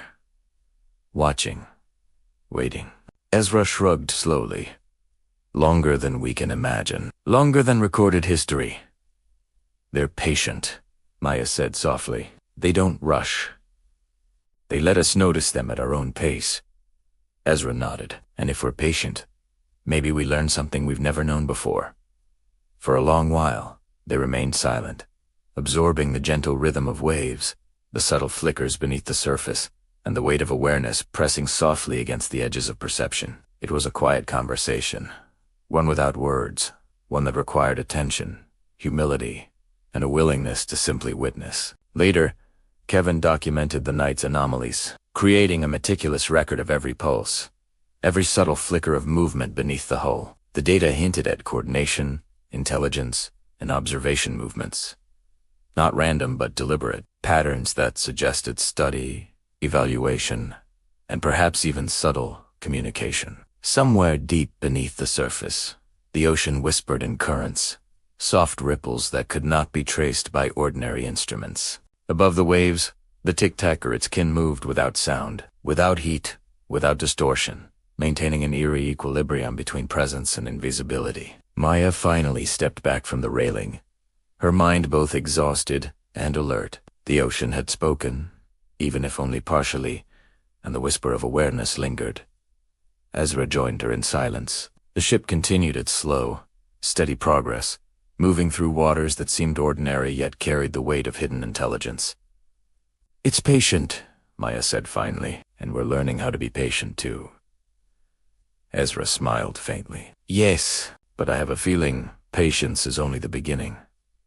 And somewhere, just below the surface, currents shifted, a pulse of light, a ripple of intent, a whisper of presence. Watching, waiting, knowing. The story was far from over. The ocean, it seemed, had only just begun to speak. And when dawn arrived again, the hidden currents would carry new patterns, new questions, and the soft insistence that the watchers were never alone. The day began slowly, a pale gray light spreading over the Pacific, soft and diffused, as if the sun itself were reluctant to intrude. The waves shimmered faintly under the muted glow, reflecting the fragile sky, each ripple a quiet ripple of mystery. On board the USS Princeton, the hum of machinery and the occasional call of sailors created a rhythm that felt normal. But the unusual anomalies from previous nights lingered in everyone's consciousness. Nothing seemed quite ordinary anymore. In the Combat Information Center, Senior Chief Kevin Day sat with his back straight, eyes trained on the radar screens. Every anomaly, every fleeting pulse beneath the waves had been logged, reviewed, and scrutinized dozens of times. Yet each pass only raised more questions. A low hum of tension threaded through the room. Not fear, exactly, but anticipation, the kind that grows when the world subtly shifts beneath your understanding. Ensign Lydia Chun approached carefully, her tablet clutched close. "Chief," she said softly. Another reading, slightly different from last night. Kevin adjusted his glasses, leaning in. "Show me." A tiny blip flickered across the display. Small, deliberate, almost ephemeral. It moved erratically at first, then began to follow a subtle pattern, tracing an arc that seemed to mirror the course of the ship above. Kevin's fingers hovered over the keyboard. He adjusted filters, isolating the faint signals. "These aren't random," he murmured. "Someone or something is coordinating these movements." Lydia swallowed. "Do you think it's aware of us?" Kevin didn't answer immediately. He traced the blip across the screen, observing its behavior. "Yes," he said finally. "I think it's fully aware." The words hung in the quiet room. A low vibration seemed to echo beneath the hull, subtle but perceptible to those attuned to the ship's rhythm. It was as though the ocean itself resonated with the presence hidden beneath the waves, whispering through currents, through pressure, through patterns that only the most careful observers could detect. Above deck, Lieutenant Commander Maya Arden and Lieutenant Ezra Hale walked along the observation platform, both gazing at the subtle shimmer of the ocean below. The waves rolled gently, each crest catching the fragile light of the morning sun. There was an almost imperceptible pulse in the water, as if the ocean itself were breathing, aware of their gaze. "I keep wondering," Ezra said softly, "if it's only aware of us, or if it's aware of everything. The currents, the fish, the tides." Maya nodded. "Everything," she replied. "It's patient, but observant. Careful. It doesn't need the ruse. We're only beginning to notice it." Ezra glanced toward the horizon. "Do you think it communicates with others of its kind?" Maya considered the question. "I think so. The patterns we've seen. The way the movements are synchronized. It feels like a network. A presence larger than any single object. Like it has companions. Or a system." Ezra exhaled slowly, absorbing the idea. "So what we've been tracking, it might be just one part of a much larger intelligence." She didn't answer. There was no need. The ocean.com and Endless carried its own answers, waiting for patient observers to discern them. Back in the CIC, Kevin Day had begun cross-referencing radar and sonar data from the last 3 days. Tiny blips, brief pulses, subtle ripples beneath the waves when plotted against one another. They formed patterns that suggested intelligence. Curves, arcs, loops, almost imperceptible, but precise. The more he analyzed, the more he realized that these movements were deliberate, repeated, methodical. "Every time we move," he muttered under his breath, "they respond. Every course, change, every acceleration. It's as if they're tracking us, learning from us." Lydia leaned closer, intrigued but cautious. "So, it's studying us?" Kevin nodded slowly. "Exactly, and it's not a random observation. There's intent here. Purpose. Awareness." The room was quiet, each operator attuned to the subtle movements on their screens. They were used to detecting anomalies, but this was different. This was intelligence, not aggression, not threat intelligence.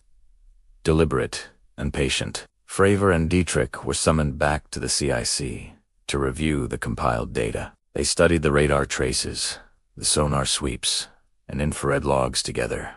The images faint but unmistakable. The small blips moved with precision, dropping from high altitudes to sea level, appearing and disappearing with a rhythm that defied all known technology. "Look at this," Fravor said, pointing to a sequence of movements on the display. "It's not flying like an aircraft. It's repositioning like, I don't know, a predator or a thinker." Dietrich frowned, tracing the path with her finger. But it's not aggressive. It doesn't interfere with our operations. It studies, observes, and moves on. Kevin added softly, "Exactly. And the pattern repeats. We're not seeing anomalies. We're seeing behavior." Fravor leaned back, exhaling slowly. Behavior. Conscious. Deliberate. And we're on its radar. Littrik's eyes met his, reflecting the same mix of awe and unease he felt. "Do you think it understands us?" Kevin answered before anyone else could. "I think it's trying to, and I think it knows more than we do." Later that afternoon, Maya returned to the deck alone, seeking the familiar stillness of the ocean. The air was cooler now, tinged with a hint of fog that softened the horizon into a gentle blur. She leaned against the railing, her eyes tracing the water, the tiny ripples, the faint reflections of light. And then she saw Ita's soft shimmer, almost imperceptible at first, just beneath the surface. The glow pulsed gently, rising and fading with a rhythm that felt intentional. She didn't speak. She couldn't. The moment demanded silence, attention, patience. The shimmer moved slowly, tracing patterns in the water that were almost familiar, almost conversational. Maya felt a deep, quiet recognition, as if she had glimpsed the language of something entirely alien but perfectly coherent. Ezra appeared beside her, voice a whisper. "I see it." "Yes," she murmured. "It's here, and it knows we see it." The pulse lingered for a long moment, then faded beneath the waves. Maya's heart was quickened, her chest tight with wonder. This was no accident, no random occurrence. This was intentional, an invitation to observe, to witness, to learn. "They're teaching us," she said softly. Ezra's breath caught, or testing us. She considered that, maybe both. And as the shimmer disappeared completely, leaving only the undisturbed surface of the ocean, Maya felt a quiet sense of connection. Something beyond comprehension, beyond explanation, had touched her awareness. Not hostile, not invasive, but patient, deliberate, and profoundly intelligent. In the CIC, Kevin logged the latest movements carefully, recording each pulse, each flicker, each subtle shift. He reviewed the patterns overlaid with past data and realized something profound. The behavior was increasing in consistency. The objects saw the intelligence behind them were learning, adapting, not attacking, not avoiding, just observing with perfect, meticulous awareness. "This isn't just surveillance," he murmured. "It's education, or communication, something beyond us, but trying to reach us." Lydia Chun tilted her head, "And we're supposed to understand it how?" Kevin smiled faintly, almost sad. "We don't have to understand it all. Not yet. We just need to notice, observe, and learn patience." Evening fell slowly, painting the sky in deep purples and muted blues. The ship continued its quiet journey through waters that seemed both ordinary and extraordinary. Maya returned once more to the observation deck, joined by Ezra Fravor and the Ithrich, each of them drawn to the same pool. The quiet knowledge that the ocean was alive with awareness. A faint shimmer rose from beneath the waves, soft and undulating. It moved with precision, deliberate and slow, like a heartbeat, a rhythm, a whisper. The four of them stood together, silent, attuned to the subtle language of light and movement. Maya whispered, "It's showing itself." Gently, waiting for us to notice. Fravor nodded, "Yes. And every time we notice, we change. Our understanding grows, even if just a little." Dietrich added softly, "We're not alone, and maybe we never were." The pulse of light beneath the waves shifted, expanded briefly, and then faded into darkness. Yet the sense of presence remained, lingering in their minds like a soft echo.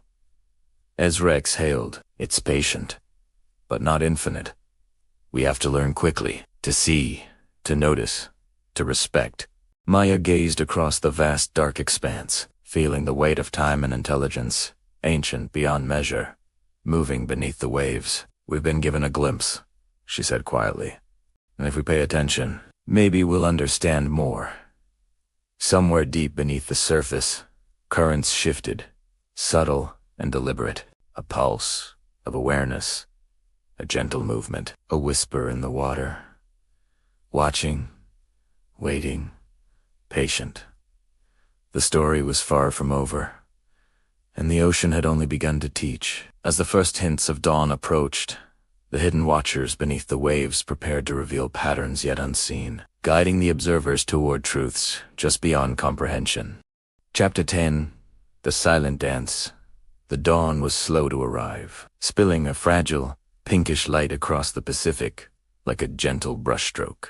The horizon shimmered softly, blurring the line where water met sky, as if the world itself were holding its breath. On board the USS Princeton, the hum of machinery was the only reminder that life moved with purpose above and below the waves. Yet, for those attuned to subtle presences, the ocean carried a quiet rhythm of its own, one that had become impossible to ignore. Lieutenant Commander Maya Arden stood once again on the observation deck, the cool metal of the railing pressing lightly into her palms. Her eyes traced the subtle shimmer of the waves below, each ripple catching the rising light like a whisper of secrets. The memory of the prior night lingered in her chest, a quiet pulse of awareness, a gentle reminder that something intelligent moved beneath the surface. Ezra Hale joined her without a word, his gaze fixed on the undulating patterns in the water. They had long since abandoned the idea of ordinary explanations. This was something different, something deliberate, something patient. "You feel it again, don't you?" he asked softly, his voice almost lost in the wind. Maya nodded. "It's here, always here. Just waiting." For a moment neither spoke, listening to the subtle sounds of the ship, the gentle creak of metal, the distant murmur of sailors, the low hum of engines. Above it all, the ocean spoke in its own language, through currents, pulses, and shadows beneath the waves. "I wonder," Ezra said finally, "how long this has been going on. How long they have been moving beneath us, observing, waiting." Maya's eyes followed a faint ripple that moved against the natural flow of the tide. "Longer than we can imagine," she whispered. "Longer than human history. Maybe longer than civilization itself." Below deck, the CIC was quiet, yet every operator felt the weight of anticipation. Senior Chief Kevin Day studied the radar and sonar screens, his finger tracing faint blips that flickered in and out of existence. Each anomaly was subtle, almost dismissible, yet patterns emerged when examined, carefully scurved arcs, loops, almost like choreography. The objects weren't random. They weren't merely moving. They were performing. "This isn't just observation," Kevin muttered, almost to himself. "It's a dance, and we're part of it, whether we realize it or not." Ensign Lydia Chun leaned closer, her eyes wide with both awe and disbelief. "A dance? With us?" Kevin nodded slowly. "Yes. Every maneuver we make, every turn of the ship, every shift in our heading it responds, adjusts, mirrors, teaches." The hum of the machinery beneath the deck seemed to join the rhythm, subtle vibrations that resonated with the unseen dancers below the surface. The moment was quiet, yet charged with attention, as if the ocean itself were aware of their observation and subtly guiding their understanding. On the flight deck, Commander David Fravor and LTC MDR Alex Dietrich watched the soft pink light reflect off the water. The prior day's encounters had left them with a strange blend of awe and caution. The objects' Tic Tac shapes, or perhaps others of the same intelligence, were not merely anomalies. They were learners, teachers, and observers, moving with precision that defied human understanding. "Every time we think we're seeing it all," Dietrich murmured, "there's another layer, another pattern hidden beneath the surface." Fravor nodded. "And every time we track it, we learn a little more. Not about it, but about ourselves. About what we can notice, what we can sense." Dietrich shivered lightly. "Do you think it understands that we're trying?" Fravor smiled faintly. "I think it knows. I think it always knows." They both stood silently, letting the calm of the early morning wash over them. The gentle rocking of the ship, the subtle shimmer of the waves, the quiet pulse of life below it all felt deliberate, like a message delivered in the slowest, softest language imaginable. Below the waves, something stirred. The shimmer of faint light pulsed once, then again, moving in a deliberate, circular pattern. It was not random, not chaotic. It was elegant, precise, as though the ocean itself were choreographing movements for those who could observe patiently. Maya and Ezra leaned over the railing, eyes following the flicker. "It's showing itself again," Maya whispered. Ezra nodded. "Not fully, but enough to let us know it's here. Watching, teaching." The pulse shifted suddenly, moving in a spiral that seemed to mimic their own reflections in the water. The rhythm was hypnotic, mesmerizing. Maya felt a deep, subtle tug in her chest, a quiet understanding settling in. This was intelligence, awareness, patience, and it required nothing from them but attention. In the CIC, Kevin Day adjusted the sonar filters, isolating the faint signals. The object's movements beneath the surface formed delicate, intricate patterns almost, like a series of invisible lines weaving through the water, precise and intentional. He traced each line carefully, noting where blips coincided with the ship's course changes. "They're aware of our presence," he murmured, "and they're responding. Not to harm, not to hide, but to interact." Lydia leaned closer, her curiosity overtaking caution. "Interact? How?" "We can't communicate with them." Kevin shook his head slowly. "Not with words, not yet, but through observation, through notice. They're teaching us the rhythm, the pattern, the language of awareness itself." The hum of the machinery beneath the deck seemed to resonate with the faint pulses from the water, creating a subtle harmony that filled the room with quiet intensity. It was as though the ship itself had become part of the silent dance. As the day progressed, the subtle patterns grew more pronounced. On deck, Maya noticed the shimmer beneath the waves forming brief, elegant arcs that followed the ship's movements. Ezra observed the same, his fingers brushing the cool metal railing. "They're mirroring us," he said softly. "Every subtle shift, every course adjustment, they respond. Not aggressively, not evasively. Just aware." Maya's lips curved into a small, thoughtful smile. "It's like they want us to notice, to learn, but we have to be patient. We can't rush understanding." A gentle pulse in the water mirrored the movement of the ship, rising and fading with a rhythm that felt almost musical. Maya exhaled slowly, letting the awareness settle deep into her chest. She felt connected not in a physical sense, but in understanding, attention, and respect. Evening approached, casting long shadows across the deck. The soft glow of sunset painted the ocean in shades of gold, copper, and deep blue. Fravor and Dietrich joined Maya and Ezra on deck, drawn once again to the subtle spectacle. The quiet shimmer beneath the waves had returned, forming patterns that seemed to anticipate the ship's movements. "It's a dance," Fravor said softly, echoing Kevin's earlier observation. "A silent, deliberate dance beneath the waves. We can watch, learn, or ignore it. But either way, it moves with intent." Dietrich nodded. "And the more we watch, the more we understand. Not everything, but enough to notice the beauty in its precision." Maya whispered, "It's teaching us patience, observation, and respect. That's the lesson here. Not fear, not alarm, just awareness." The subtle pulses beneath the waves shifted and danced in patterns so delicate they might have been missed by anyone not paying attention. The four of them remained silent, absorbing the rhythm, letting it sink into their consciousness. Somewhere deep below, currents moved with purpose. The pulse of awareness remained, subtle yet profound. Watching, waiting, teaching.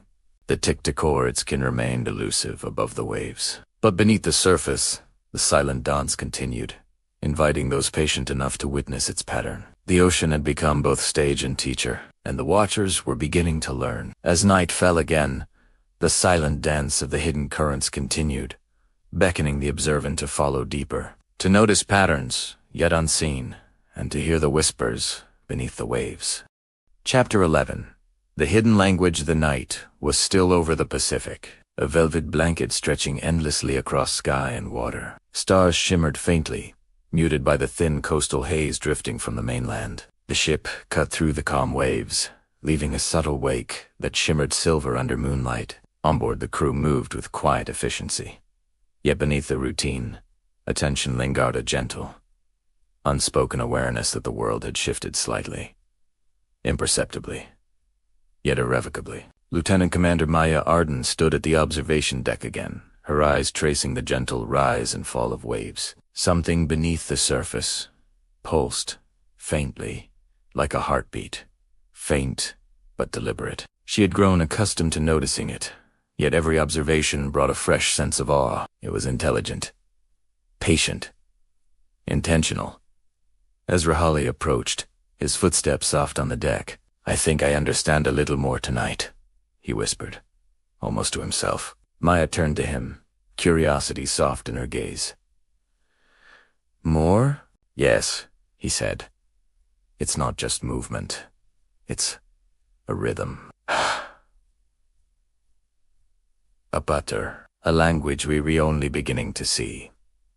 Maya nodded slowly, her eyes returning to the water. Indeed, the subtle pulses beneath the waves were not random. Tiny, deliberate shifts traced invisible arcs that mirrored the ship's course, creating sequences that felt almost conversational. It was as though the ocean were speaking, not in words, but in motion. Below deck, the CIC was quiet, except for the low hum of monitors and the occasional beep of instruments. Senior Chief Kevin Day studied the radar and sonar feeds, a careful map of faint anomalies glowing on the screens. He had spent countless hours tracing movements, correlating them with the ship's maneuvers, and the pattern had begun to reveal itself. "They're responding," Kevin muttered, almost to himself. "Every shift, every turn. Deliberate. It's a language of motion, a silent communication." Ensign Lydia Chun leaned closer, her tablet in hand. "So we can learn it? Understand it?" Kevin smiled faintly. "Perhaps not fully.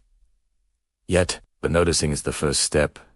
Observation is the beginning of comprehension, and they are teaching us how to see." The soft light of the screens reflected across the room, dancing on the walls, like the gentle shimmer of waves above. The data was subtle, almost imperceptible, but persistent.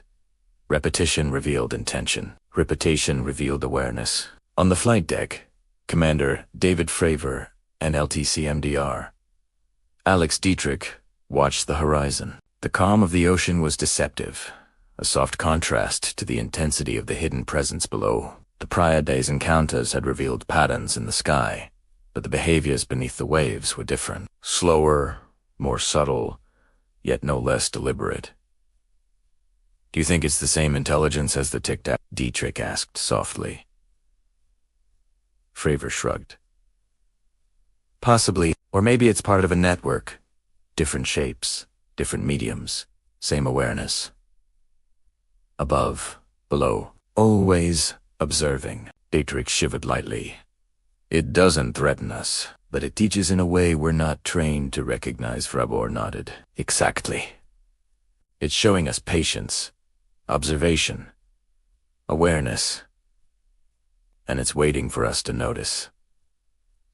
Maya returned to the railing, eyes fixed on the shimmer beneath the water. There was a pulse-off, rising and fading, in a delicate arc that seemed to mirror the ship's gentle movement. She exhaled slowly, letting her chest expand with attention, noticing the faint rhythm of interaction. Ezra leaned beside her, silent, feeling the subtle cadence. "It's a dialogue," he murmured. "Not with words, not with sound, but a conversation of presence." Maya nodded. "And it's teaching us how to listen, how to pay attention, how to perceive the invisible." The pulse beneath the waves shifted suddenly, forming a small, precise loop. Maya's heart quickened. The movements were intentional. They were patterns. They were a languaga. Hidden script written in currents, in light, in rhythm. In the CIC, Kevin Day traced the faint arcs, mapping the interactions against the ship's movements. With each new anomaly, the sequence became more coherent. He spoke aloud, mostly to clarify his own thoughts. "They're not random, they're deliberate.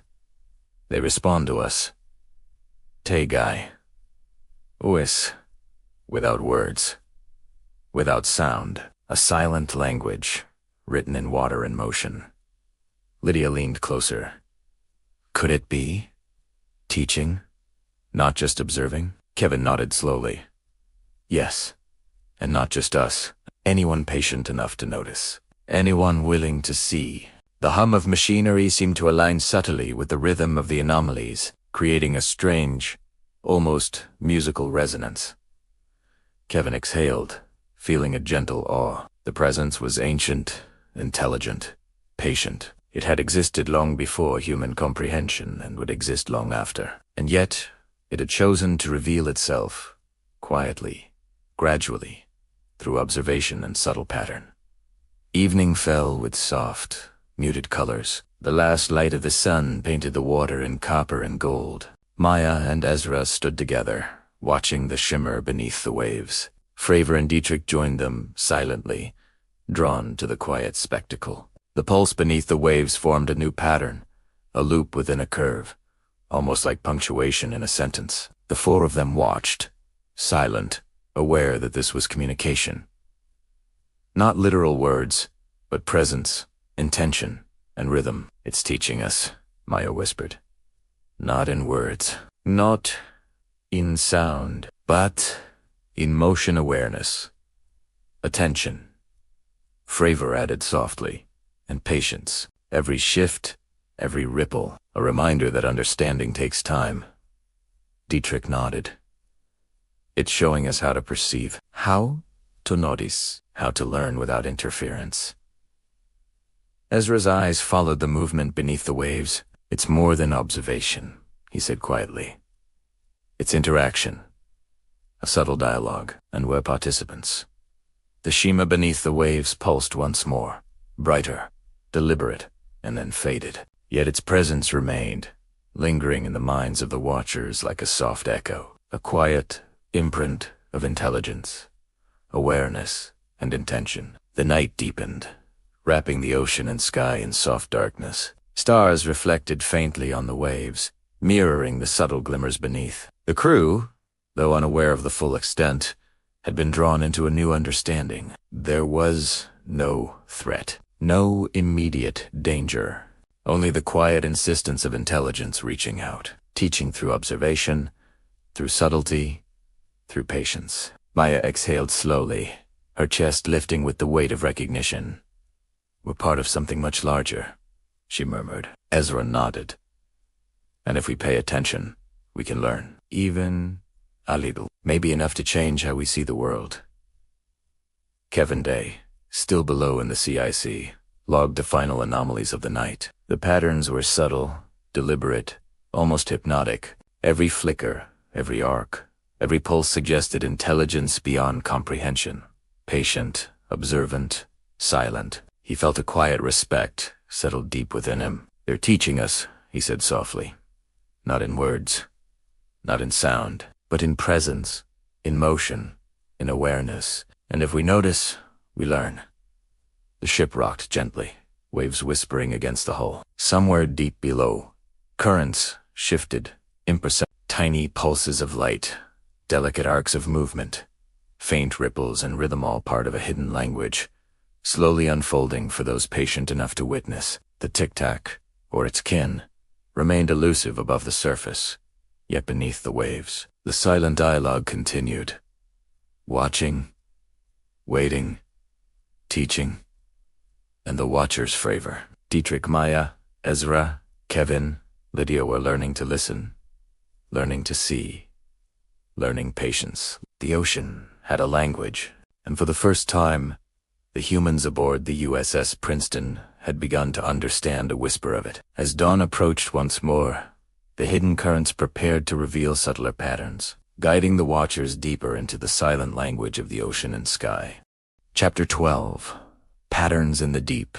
The morning mist drifted over the Pacific like a veil, softening the horizon into a gentle gradient of silver and gray. The waves moved quietly beneath the USS Princeton, rippling in delicate sequences that seemed almost too subtle to notice if one wasn't paying attention. On deck, Lieutenant Commander Maya Arden watched the water, her eyes scanning the faint shimmer that had become familiar over the past days. She had learned to see the imperceptible, to follow the rhythm hidden beneath the surface, to sense the presence that moved with quiet intelligence. Ezra Hale stood beside her, the early sunlight glinting off the railing, reflecting in his thoughtful eyes. "Do you think it notices when we notice?" he asked softly. Maya tilted her head, following a faint pulse that arced under the water, rising and fading in a deliberate cadence. "I think it does," she replied, "and I think that's the point. It wants attention, but careful, patient attention, not frantic observation. It's teaching us how to watch." They stood silently for a moment, letting the hum of the ship and the soft lap of the waves form a gentle background. The presence beneath the surface was subtle, yet undeniable, a quiet intelligence, patient, deliberate, aware. Below deck, Senior Chief Kevin Day had been analyzing radar and sonar logs for hours. The faint anomalies persisted, appearing as brief pulses and flickers on the screens, each trace moving with deliberate purpose. He traced the paths carefully, noting arcs, curves, and loops that were almost too precise to be natural. "These aren't accidents," he muttered. "Every movement has intent. Every flicker responds to our presence." To our motion, Ensign Lydia Chen, reviewing the same feeds beside him, leaned closer. "So, it's interacting with us. Through the ocean." Kevin nodded slowly. "Not through the ocean, exactly. Through awareness. Through presence. The medium is water, yes, but the message is intelligence. It's teaching us how to perceive, how to notice." The subtle hum of machinery beneath the deck seemed to align with the gentle patterns on the screens, creating a strange, almost hypnotic resonance. It was as if the ship itself were part of the dialogue, a silent participant in a language older than human words. On the flight deck, Commander David Fravor and LTCMD Alex Dietrich observed the calm expanse. Fravor traced the outline of a distant ripple with his finger, as if he could follow its path through the water. "Every time I think I've seen it all," he said quietly, "there's another layer, another subtle movement, another pulse, something hidden that reveals itself only to those paying attention." Dietrich nodded, her eyes reflecting the muted sunlight. "It's teaching us patience, and focus, and awareness, not to respond, not to interfere, just to notice." Fravor exhaled slowly. "We've been trained to react, to act, to control. But this is teaching the opposite. To wait, to watch, to learn." The four of them, Maya, Ezra, Fravor, and Dietrich, stood together, absorbed by the faint shimmer beneath the waves. It pulsed with a rhythm, rising and fading, tracing arcs that seemed almost like punctuation marks in a sentence written in water. As the morning wore on, the patterns grew more distinct. The pulses beneath the waves shifted in subtle loops and spirals, following the movement of the ship with gentle precision. Maya noticed that the arcs often mirrored subtle course adjustments, as if the presence beneath the surface were aware not only of the ship's path, but of the watcher's focus. "They're anticipating us," she whispered. Ezra's hand rested lightly on the railing. "Not to trap us, not to deceive, but to guide us, to show us the rhythm." Fravor's gaze was distant, tracing invisible lines. "It's a dance, silent, patient, deliberate, and we're part of it whether we understand or not," Dietrich added softly. "And the more we watch, the more we understand. A little. Not everything, but enough to notice the intent behind each movement." In the CIC, Kevin Day had begun mapping the sequences overlaid with historical data from previous sightings. The object's behavior revealed more than movement. They hinted at coordination. Pulses that appeared separately in earlier readings now seemed to follow one another, creating subtle but intentional patterns. "Look at this," he said to Lydia, pointing at the display. "It's a sequence, a network. Each pulse responds to the others, to our movements, even to our attention. It's awareness in motion." Lydia swallowed hard. "A language of currents and light." Kevin nodded. Exactly. And we're only scratching the surface. We're learning to see ascends where we once saw chaos. The room fell silent, save for the soft hum of the ship. The subtle patterns seemed to resonate with the crew's awareness, drawing them deeper into observation, patience, and careful attention. As afternoon approached, a faint shimmer appeared along the starboard side of the ship. Maya and Ezra, joined now by Fravor and Dietrich, watched as the light beneath the waves arced in delicate loops. Unlike the rapid maneuvers of the Tic Tac above the ocean, these movements were gentle, deliberate, almost conversational. "It's different from the objects in the sky," Maya murmured. "Slower, but no less intelligent.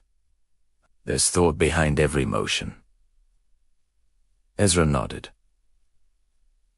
"A language of awareness, of presence. It's trying to teach us without words, without sound, only through observation and reflection." Fravor exhaled. "We've spent lifetimes learning to dominate the environment. This is the opposite. It asks us to understand without interfering, to notice without acting." Dietrich's eyes traced the gentle arcs beneath the waves. "It's guiding us toward perception, toward awareness, and we have to be patient enough to follow." The four of them remained silent, their attention drawn entirely to the subtle pulses beneath the surface. Each arc, each loop, each shimmer carried intent that was deliberate, precise, and profoundly intelligent. Evening fell softly, painting the ocean in muted shades of violet and gold. The pulses beneath the waves shifted slightly, forming patterns that seemed to anticipate the ship's gentle movements. The watchers stood together, quiet and attentive, absorbing the subtle communication offered by the ocean. Maya whispered, "It's showing us that observation is a form of respect. That awareness is a gift, and that intelligence doesn't always need to be seen to be understood." Ezra's gaze lingered on the waves. "It's a dialogue, silent, patient, and deliberate. And every time we notice, we participate." Kevin Day, still below in the CIC, logged the anomalies with meticulous care. The sequences were no longer random flickers. They formed arcs, loops, and connections that suggested a narrative. A deliberate communication beyond human words. "They're teaching us," he murmured. "Not with language, not with sound, but with presence, rhythm, and motion. And if we notice, if we pay attention, we can begin to understand." The ship rocked gently, waves whispering against the hull. Currents shifted subtly beneath the surface, pulses of awareness forming delicate arcs that mirrored the watcher's attention. The Tic Tac core, its skin remained elusive above the waves, yet the intelligence beneath continued its silent dialogue, watching, waiting, teaching, and the humans, patient and observant, began to learn. The ocean had a language, and for those willing to notice, it was beginning to speak. As the night settled over the waters once more, the hidden currents prepared to reveal even deeper patterns, guiding the watchers further into the silent language beneath the waves. Chapter 13. Echoes Beneath the Surface. The ocean carried a hush that night, a soft and endless murmur beneath a sky dusted with stars. The USS Princeton drifted through waters that seemed ordinary to anyone not paying attention. But for those who had begun to notice, every ripple, every shimmer, and every pulse carried meaning. The waves, faint and reflective, shimmered silver and deep blue under the pale moonlight, as if they, too, were conscious of observation. Lieutenant Commander Maya Arden leaned on the railing, her eyes tracing the gentle arcs beneath the surface. The shimmer of light rose and fell with subtle rhythm, delicate yet deliberate. It was a language they were beginning to read not with words, but with attention, patience, and awareness. Ezra Halley joined her quietly, feeling the soft pulse of anticipation in the air. "It's almost as if it's speaking in echoes," he whispered, "repeating patterns, but each time slightly different, like a story unfolding slowly." Maya nodded, eyes following a sequence of faint glimmers tracing arcs beneath the waves. "A story, yes, and we're only beginning to hear the first few lines, but every line matters, every pulse matters, and it wants us to notice." Below deck, Senior Chief Kevin Day was cross-referencing radar and sonar readings from the past week. Blips that had once seemed isolated now formed sequences, and he traced the faint pulses across the display, each movement deliberate, responding to the ship, to the crew, and perhaps even to each other. "These aren't random anomalies," he murmured to Ensign Lydia Chun. "They respond to us, to the ship's movement, and to each other. They're communicating through presence, motion, and pattern." Lydia tilted her head, so it's not just one object. It's a system, a network. Kevin nodded slowly. "Exactly. And every interaction teaches us more not about them, not yet, but about how to perceive, how to notice, how to pay attention to what's subtle, quiet, and intelligent."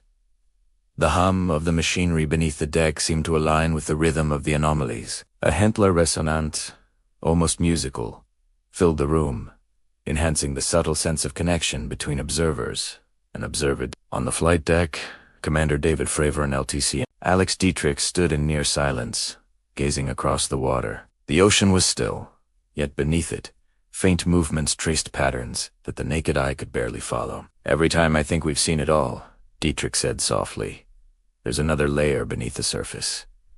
Something more subtle, more deliberate." Fravor exhaled slowly. "It's patient. It doesn't need to rush. It doesn't need to show itself fully. And yet, it's teaching us to notice, to wait, to understand without interference." Dietrich glanced toward the horizon. "It's almost meditative. Watching it teaches awareness, focus, not reaction, but perception." Fravor nodded. "Exactly. It's a language we're only beginning to learn." As night deepened, the shimmer beneath the waves became slightly more pronounced. Maya and Ezra watched as faint arcs and pulses danced beneath the surface, forming loops and sequences that seemed deliberate, almost like sentences in a story they were only beginning to comprehend. "It's a dialogue," Maya whispered. "Not in sound, not in words, but in rhythm, presence, and pattern." Ezra nodded. "And every time we pay attention, every time we notice, we participate in the story, not by speaking, but by seeing, by observing." Fravor added softly, "And in observing, we change, not the ocean, not the presence, but ourselves. We learn patience, awareness, respect for something beyond us." Dietrich traced a faint line in the air with her finger, following the subtle shimmer. "It's teaching us something about perception, about noticing without interference, about listening without speaking." In the CIC, Kevin Day continued mapping the anomalies. The patterns revealed a subtle intelligence and network that moved with purpose, responding to the ship's maneuvers and to the crew's awareness. Each pulse, each flicker, each faint shimmer beneath the waves suggested awareness and intention. "They're teaching us," he said softly to Lydia. "Through observation, repetition, and pattern. They want us to notice, to see, to learn patience and awareness." Lydia nodded slowly, her eyes reflecting the glow of the monitors. "It's almost beautiful. Not like anything we've trained for. Not like anything we've seen. A silent language beneath the waves." Kevin smiled faintly. "Exactly. And the more we watch, the more we begin to understand. Not fully, but enough to notice the presence, to feel the intelligence guiding the motion." Later on deck, Maya noticed a subtle change. The shimmer beneath the waves formed loops that mirrored the gentle movement of the ship, arcs that seemed to anticipate every minor shift. The subtle sequences repeated, but each iteration had a variation, a quiet improvisation within the pattern. "It's adapting," she whispered. "Not just responding, but adjusting. Every time we notice, it changes slightly. A conversation, a story, unfolding with care." Ezra's eyes widened. "And we're part of it. By noticing, by paying attention, we're shaping the interaction."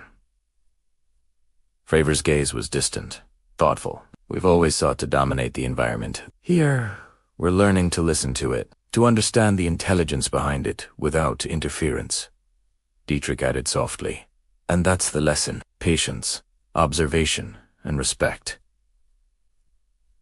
Awareness as a gift, perception as participation.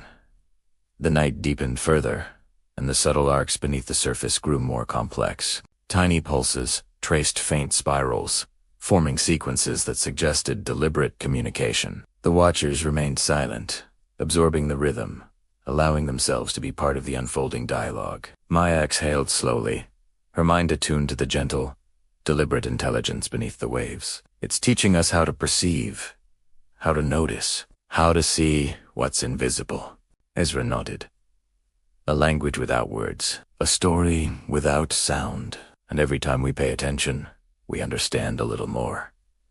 Kevin Day, below in the CIC, logged the final sequences for the night. The patterns were deliberate, precise, and patient. Each pulse carried intelligence, responding to the watchers, guiding them toward awareness, teaching them the rhythm of observation itself. They're teaching us, he said quietly. Not with words, not with sound, but with presence, motion, and attention. And if we notice, we participate in the story. The ship continued to drift, waves whispering against the hull. Currents shifted subtly beneath the surface, arcs and pulses forming sequences that mirrored the watcher's focus. The Tic Tac, or its kin, remained unseen above the waves, yet the intelligence beneath continued its silent dialogue, watching, waiting, teaching. And for the humans aboard the USS Princeton, patient and observant, the lesson was clear. Awareness was a language, and observation was participation. The ocean had a story, and those willing to notice were beginning to read it. As the night deepened, the hidden currents whispered patterns that promised a deeper understanding, guiding the watchers further into the quiet intelligence beneath the waves. Chapter 14.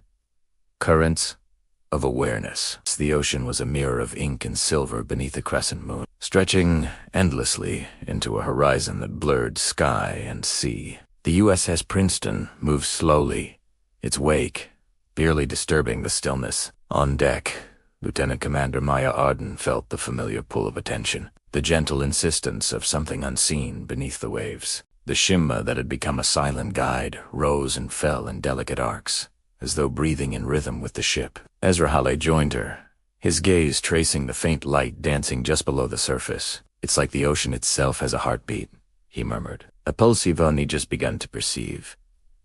Maya nodded, eyes focused on a sequence of arcs forming a subtle spiral. Not just the ocean, she said softly. Something within it. Something intelligent, deliberate, and aware. It moves, it responds, and it waits for us to notice.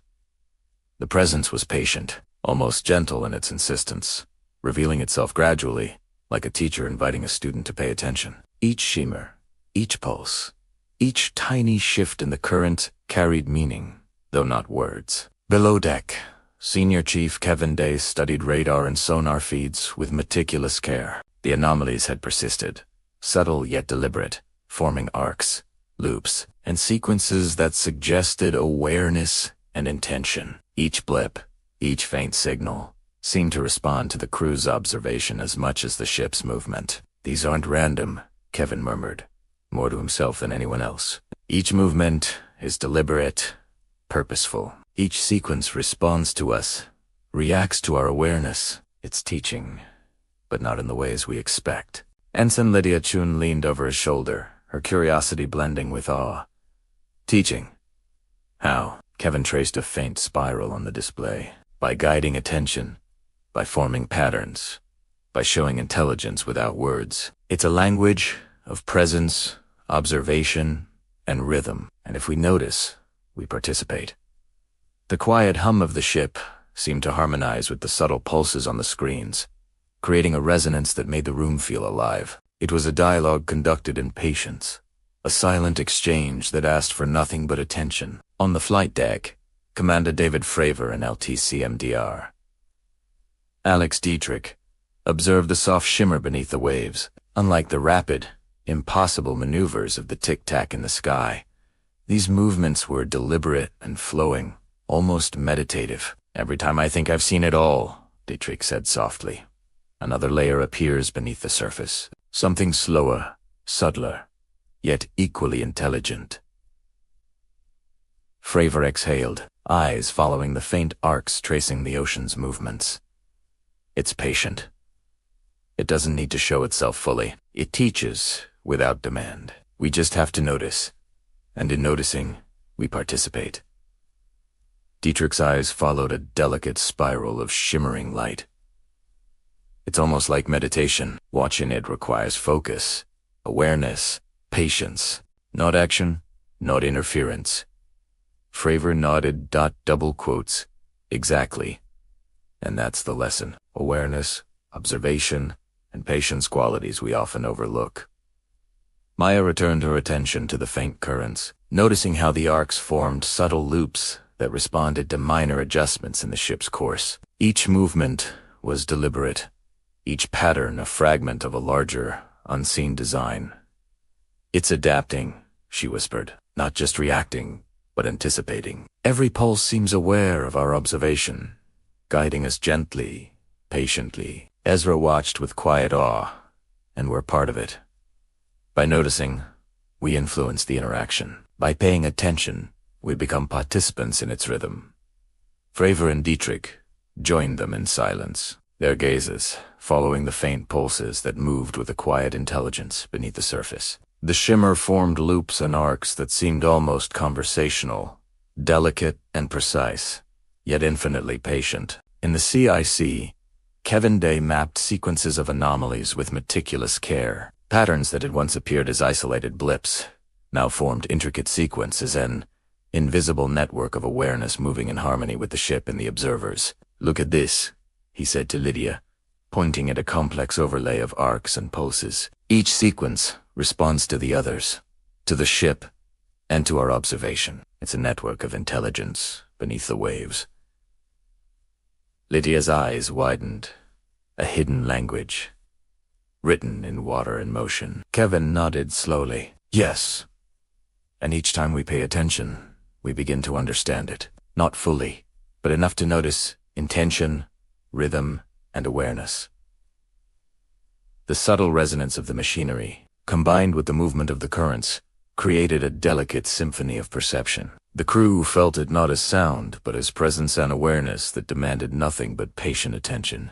As night deepened, the shimmer beneath the waves formed patterns that were more complex, spirals and loops weaving into each other with quiet intelligence. Maya noticed subtle arcs that mirrored the ship's movements almost exactly, as if the currents themselves were attentive to every gentle adjustment. It's teaching us observation, Maya whispered. Awareness without interference. Patience without demand. And the more we notice, the more we participate in the pattern. Ezra nodded, tracing the faint shimmer with his gaze. A dialogue without words. A story told through motion, presence, and rhythm. And we are students, learning to perceive. Fravor added softly. It's teaching humility, to awareness of something larger than ourselves. Patience in the face of intelligence we cannot control. Dietrich's eyes followed the faint arcs. And respect. The lesson is respect. Observation as participation. Awareness as understanding. The subtle pulses beneath the waves shifted, forming delicate sequences that echoed patterns they had observed in previous nights. It was as though the presence beneath the ocean was guiding them, leading them through lessons in perception, patience, and attention. Kevin Day, still below in the CIC, logged the final anomalies of the night. The sequences revealed awareness, intelligence, and intention, each pulse responding to observation, each flicker shaping the silent dialogue between watchers and the observed. They're teaching us, he murmured, through presence, rhythm, and awareness. And if we pay attention, we become part of the story, part of the understanding. The ship rocked gently in the quiet ocean. Currents shifted beneath the surface, arcs of shimmering light tracing sequences that mirrored the watcher's attention. The Tic Tac or its kin remained elusive above the waves, yet the intelligence beneath continued its silent exchange, watching, waiting, teaching. And the humans aboard the USS Princeton, patient and observant, began to understand the lesson. Awareness was language, observation was participation, and intelligence could communicate without words. The ocean had a story, and those willing to notice were slowly learning to read it. As dawn approached, the hidden currents promised new patterns, guiding the watchers toward understanding the deeper intelligence that pulsed beneath the waves. Chapter 15. Whispers of Motion. The dawn arrived slowly, spilling pale amber and silver across the endless Pacific, softening the edges of the horizon into a gentle blur. The USS Princeton glided quietly, leaving a thin ribbon of disturbed water in its wake. For those paying attention, the ocean beneath the surface was alive with subtle movements, faint shimmers that rose and fell with deliberate precision. Lieutenant Commander Maya Arden stood at the railing, tracing the soft arcs of light that danced beneath the waves. Each shimmer pulsed gently, like the slow heartbeat of an unseen intelligence. It had become familiar in its subtlety, yet every observation brought a fresh sense of wonder. Ezra Hale joined her, silent at first, watching the faint pulses.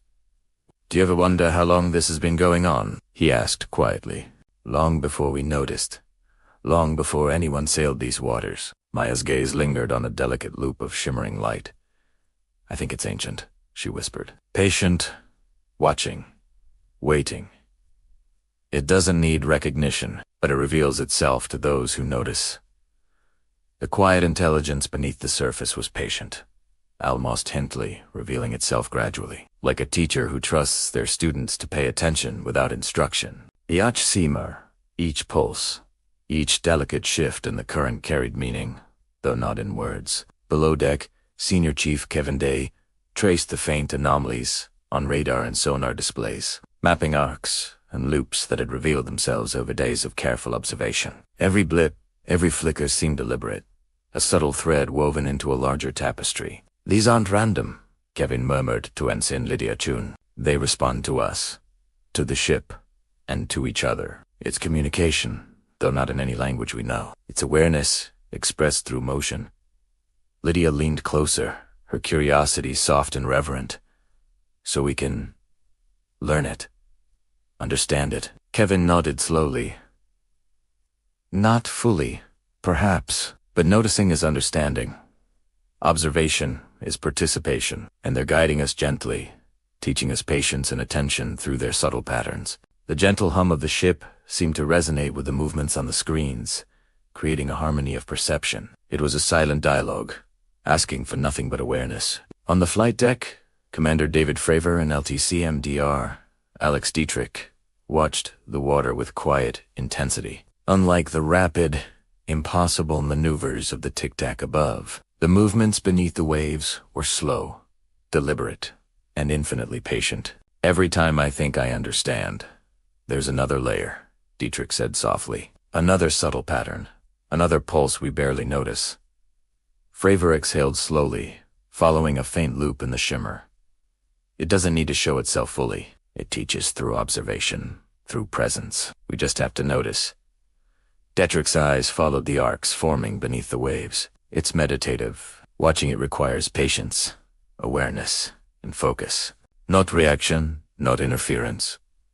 Fravor nodded. "Exactly, and that's the lesson. Observation itself is learning. Awareness itself is participation." Maya leaned closer to the railing, tracing a spiral that rose and faded beneath the surface. The pulses moved with a rhythm that responded subtly to minor adjustments in the ship's heading.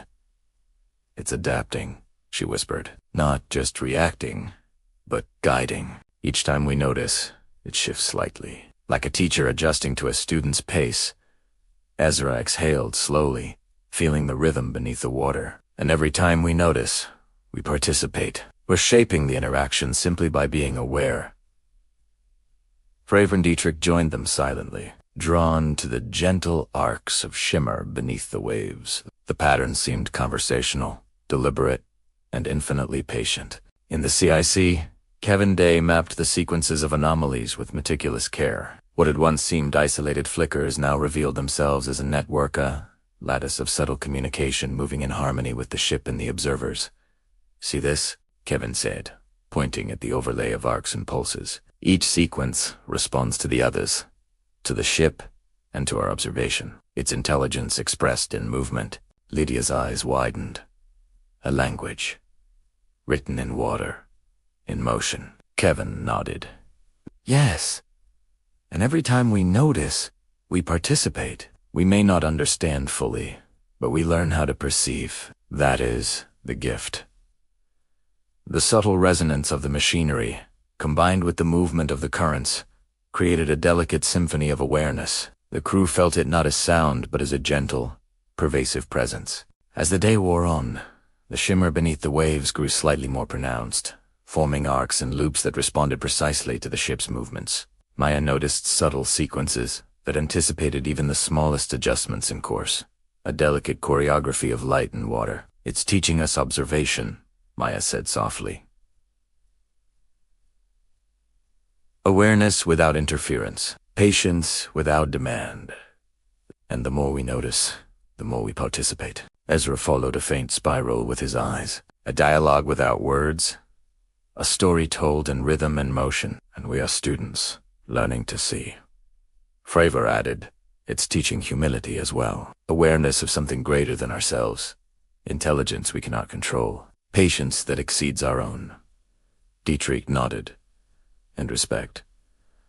Observation as participation. Awareness as understanding. The subtle pulses beneath the surface shifted, forming delicate sequences that echoed patterns seen in previous days. The unseen intelligence seemed to guide the watchers gently, leading them through lessons in perception, patience, and attention. Kevin Day, still below in the CIC, logged the final anomalies of the day. The patterns revealed deliberate intelligence pulses responding to observation, arcs shaping themselves according to the watcher's attention. They're teaching us, he whispered, not with words, not with sound, but with presence, rhythm, and awareness. And if we pay attention, we participate in the story, in the understanding. The ship continued to drift through the quiet ocean. Currents shifted subtly beneath the surface.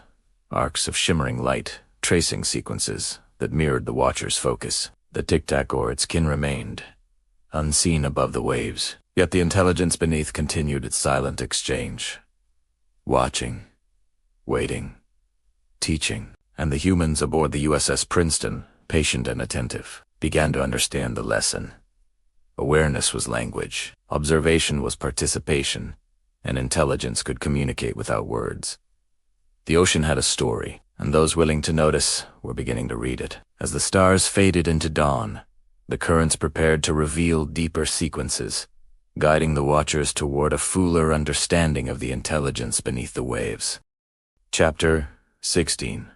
Silent Guidance. The first light of dawn spilled across the Pacific, brushing the horizon with soft shades of rose and gold. The USS Princeton moved steadily, its hull cutting gently through calm waters. Above, the sky was pale and quiet, a vast canvas that seemed almost waiting. Below, the ocean held secrets that shimmered faintly beneath the surface, subtle pulses of light that rose and fell with deliberate rhythm. Lieutenant Commander Maya Arden leaned against the railing, eyes tracing the faint shimmer beneath the waves. Each delicate arc, each pulse of light, seemed almost intentional, like the careful brushstroke of an artist. She had begun to recognize subtle variations, slight shifts that suggested awareness, a silent intelligence that observed, responded, and guided. Ezra Halley joined her quietly, shoulders relaxed, voice soft. "It feels like the ocean itself is speaking tonight," he said, not with words, but with motion, with attention. A quiet, deliberate dialogue. Maya nodded, following a sequence of shimmering loops that twisted gently beneath the surface. "It's guiding us," she whispered. "Every movement seems to anticipate our own, not to manipulate, not to lead, but to teach us how to notice, how to observe."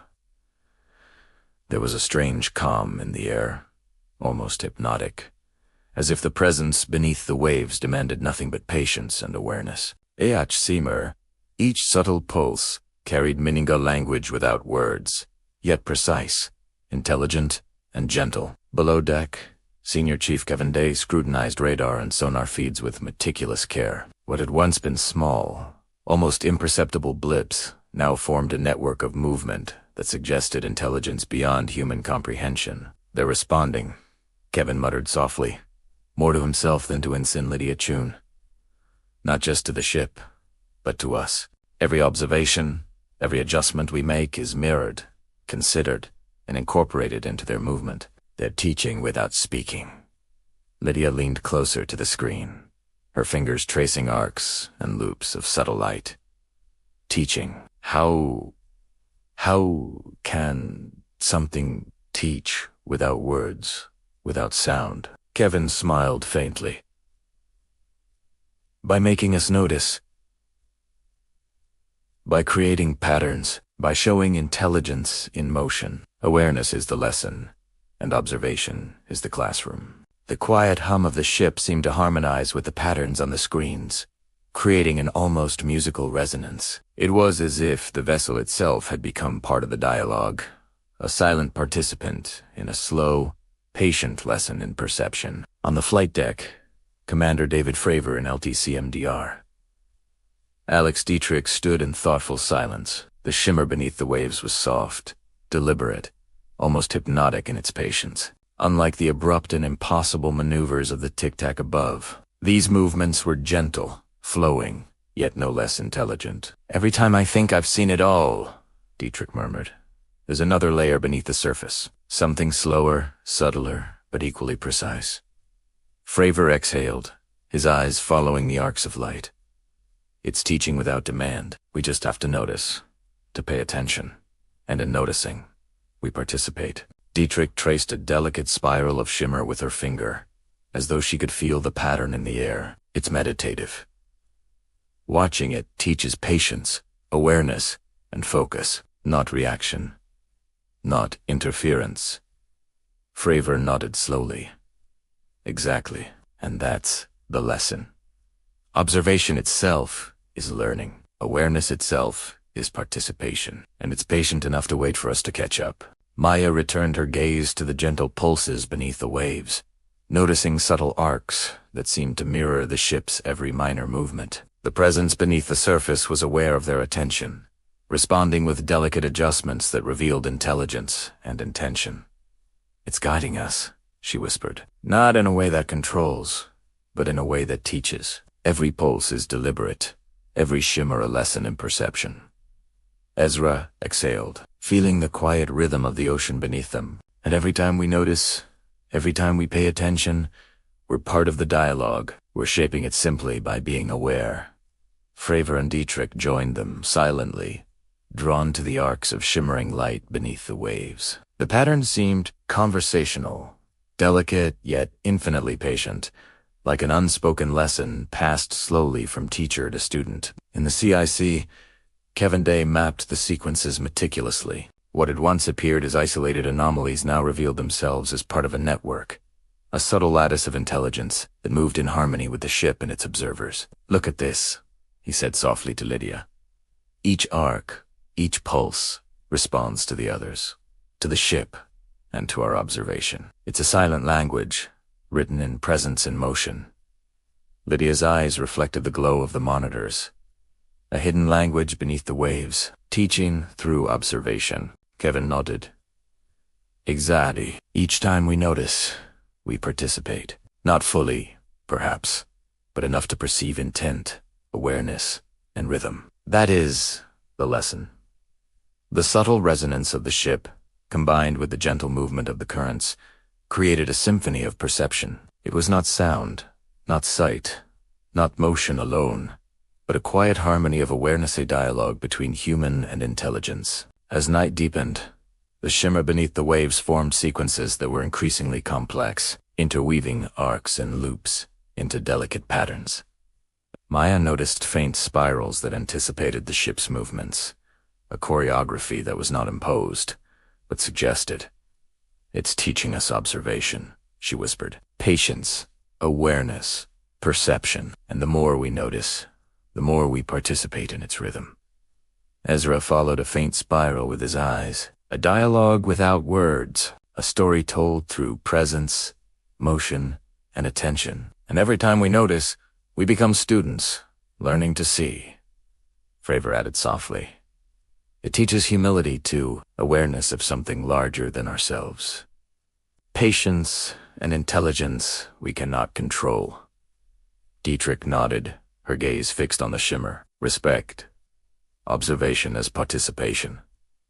Awareness as understanding. That is the lesson it imparts. The subtle pulses beneath the waves shifted slightly, forming new sequences that echoed the lessons of previous nights. The unseen intelligence guided the watchers gently, leading them through a curriculum of perception and patience. Kevin Day, still in the CIC, logged the final anomalies. Each sequence suggested intelligence pulses that responded to observation, arcs that adjusted according to attention, and loops that conveyed rhythm, awareness, and intent. "They're teaching us," he whispered. "Not with words, not with sound, but with presence, rhythm, and careful attention. If we notice, we participate, and through participation, we understand a little more." The USS Princeton rocked gently, waves whispering against its hull. Currents shifted beneath the surface, arcs of shimmering light forming sequences that mirrored the watcher's awareness. The Tic Tac orates, Kinramand, unseen above the waves. Yet the intelligence beneath continued its patient, silent exchange, watching, waiting, teaching. And for the humans aboard the USS Princeton, patient and observant, the lesson became clearer. Awareness was a language, observation was participation, and intelligence could communicate without words. The ocean had a story, and those willing to notice were learning to read it, one subtle pulse at a time. As the first stars of night began to twinkle, the currents prepared to reveal even deeper sequences, guiding the watchers toward a profound understanding of the intelligence that pulsed beneath the waves. Chapter 17, The Unseen Teacher. Night settled over the Pacific like a silken blanket, soft and unbroken, with only the faint glimmer of distant stars reflecting on the surface of the water. The USS Princeton moved quietly, its wake a subtle disturbance in an otherwise still ocean. For those attuned to the currents, the water beneath the ship pulsed with a gentle intelligence, faint arcs of shimmer rising and fading, tracing patterns that demanded attention yet nothing more. Lieutenant Commander Maya Arden leaned against the railing, eyes fixed on the delicate loops beneath the waves. Every shimmer seemed to hold meaning, every arc a fragment of communication, a subtle invitation to observe, to notice, to understand. The presence beneath the water was patient, silent, teaching without words, guiding without force. Ezra Hawley stood beside her, quiet as the night. "It's almost as if it knows how we think," he murmured. "It doesn't rush. It adjusts to us, to the pace at which we can understand. A teacher for those willing to notice." Maya nodded slowly. "It's not just teaching us about the ocean. It's teaching us about perception itself. Awareness, patience, attention. The kind of observation that doesn't seek to control, only to understand." The shimmer beneath the waves pulsed gently, almost like a heartbeat, rising and falling in subtle arcs. It was deliberate, aware, intelligent, a language that spoke without words, through motion, pattern, and presence. Below deck, Senior Chief Kevin Day studied the radar and sonar feeds, meticulously mapping the faint anomalies. What had once appeared as isolated blips now revealed themselves as sequences, networks of subtle movement, arcs and pulses that formed patterns of intention. "These aren't random," Kevin murmured to Ensign Lydia Chun, who hovered at his side. "Each pulse responds to the ship, to us, and to each other. They're teaching awareness, perception, patience. Observation is the lesson, and we are the students." Lydia's eyes widened. "So, it's like a classroom in the water?" she asked softly. "But we're learning without words." Kevin smiled faintly. "Exactly. And the more we notice, the more we participate. Awareness is the bridge, observation is the medium, and the lesson is patience, patience. In noticing, in perceiving, in understanding without interference." The subtle hum of the ship seemed to harmonize with the faint pulses, creating a resonance that made the space beneath the deck feel alive, almost conscious. On the flight deck, Commander David Fravor and LTC, MDR, Alex Dietrich, watched the shimmer beneath the waves, their eyes tracing the delicate arcs with careful attention. Unlike the Tic Tac's abrupt, impossible maneuvers in the sky, these movements were slow, deliberate, almost meditative, yet no less intelligent. "Every time I think we've seen it all," Dietrich whispered, "another layer appears beneath the surface. Something slower, subtler, but precise beyond comprehension." Fravor exhaled, his gaze following a faint spiral. "It teaches without demand. We just need to notice, to pay attention, and by noticing, we participate. That's the lesson." Dietrich traced a loop in the shimmer with her finger. "It's almost meditative. Watching it teaches focus, patience, awareness, not interference." Fravor nodded slowly. "Exactly.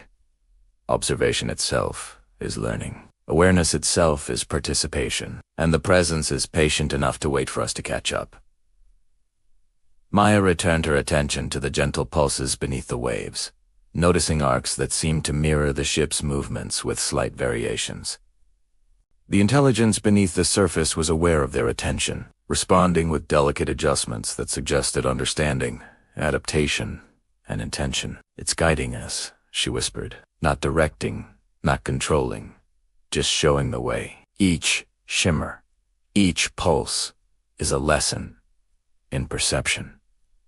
Ezra exhaled slowly, attuned to the rhythm beneath the surface. "And every time we notice, every time we pay attention, we participate. Awareness shapes the dialogue." Fravor and Dietrich joined them silently, drawn to the arcs of light beneath the waves. The patterns were conversational, delicate, yet patient, forming a silent curriculum for those willing to observe. In the CIC, Kevin Day mapped the sequences with meticulous care. What had once seemed random anomalies now revealed themselves as part of a network, responding to observation and attention. "See this," he said quietly to Lydia, pointing at the overlay of arcs and pulses. "Each sequence responds to the others, to the ship, and to our attention. It's an intelligence communicating through presence, rhythm, and movement." Lydia's eyes reflected the glow of the monitors, a hidden language beneath the waves, teaching through observation. Kevin nodded slowly. "Exactly. Each time we notice, we participate. Not fully, perhaps, but enough to perceive intention, awareness, and rhythm. That is the gift." The gentle resonance of the ship, combined with the subtle arcs of the currents, created a harmony that was not sound, not sight alone, but a quiet exchange between human and intelligence. As night deepened further, the shimmer beneath the waves formed increasingly intricate sequences, arcs and loops intertwined, creating delicate patterns that mirrored the movements of the ship and the watcher's awareness.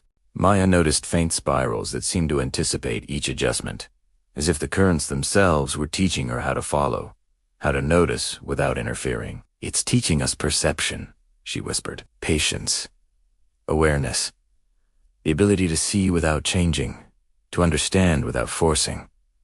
Ezra followed a faint loop with his eyes, a dialogue without words, a story told through rhythm, presence, and motion. "And every time we notice, we become students, learning to perceive intelligence that doesn't need words."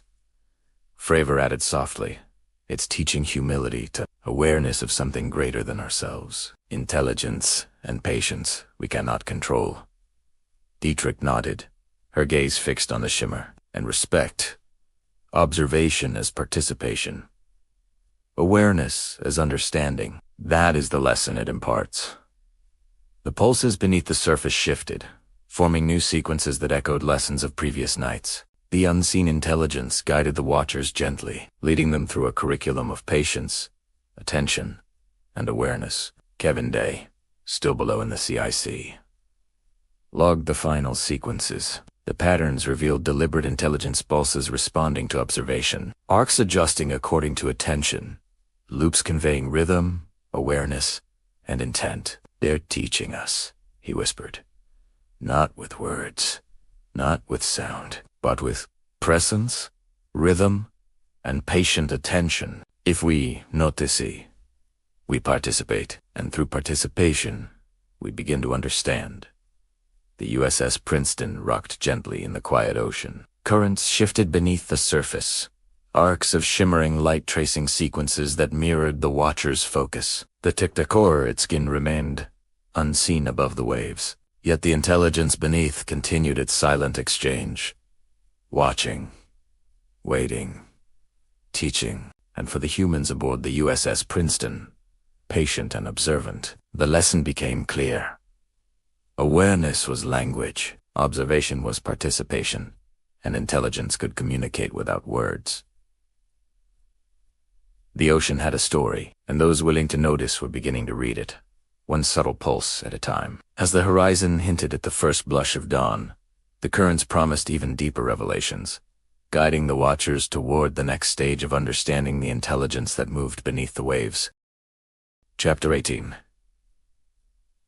Patterns in the deep. The night had settled into a quiet rhythm, the vast Pacific stretching endlessly beneath a sky heavy with stars. The USS Princeton moved smoothly, a silent vessel cutting through water that seemed alive with subtle motion. Beneath the surface, faint arcs of shimmering light traced delicate patterns, rising and falling with careful precision, almost like a pulse, almost like a heartbeat. Lieutenant Commander Maya Arden leaned on the railing, her eyes following a spiral of faint shimmer beneath the waves. She had grown accustomed to the patterns, yet each sequence brought a new sense of wonder, a new subtle shift that hinted at intelligence and awareness beyond human comprehension. Ezra Halley joined her, quiet as the night itself.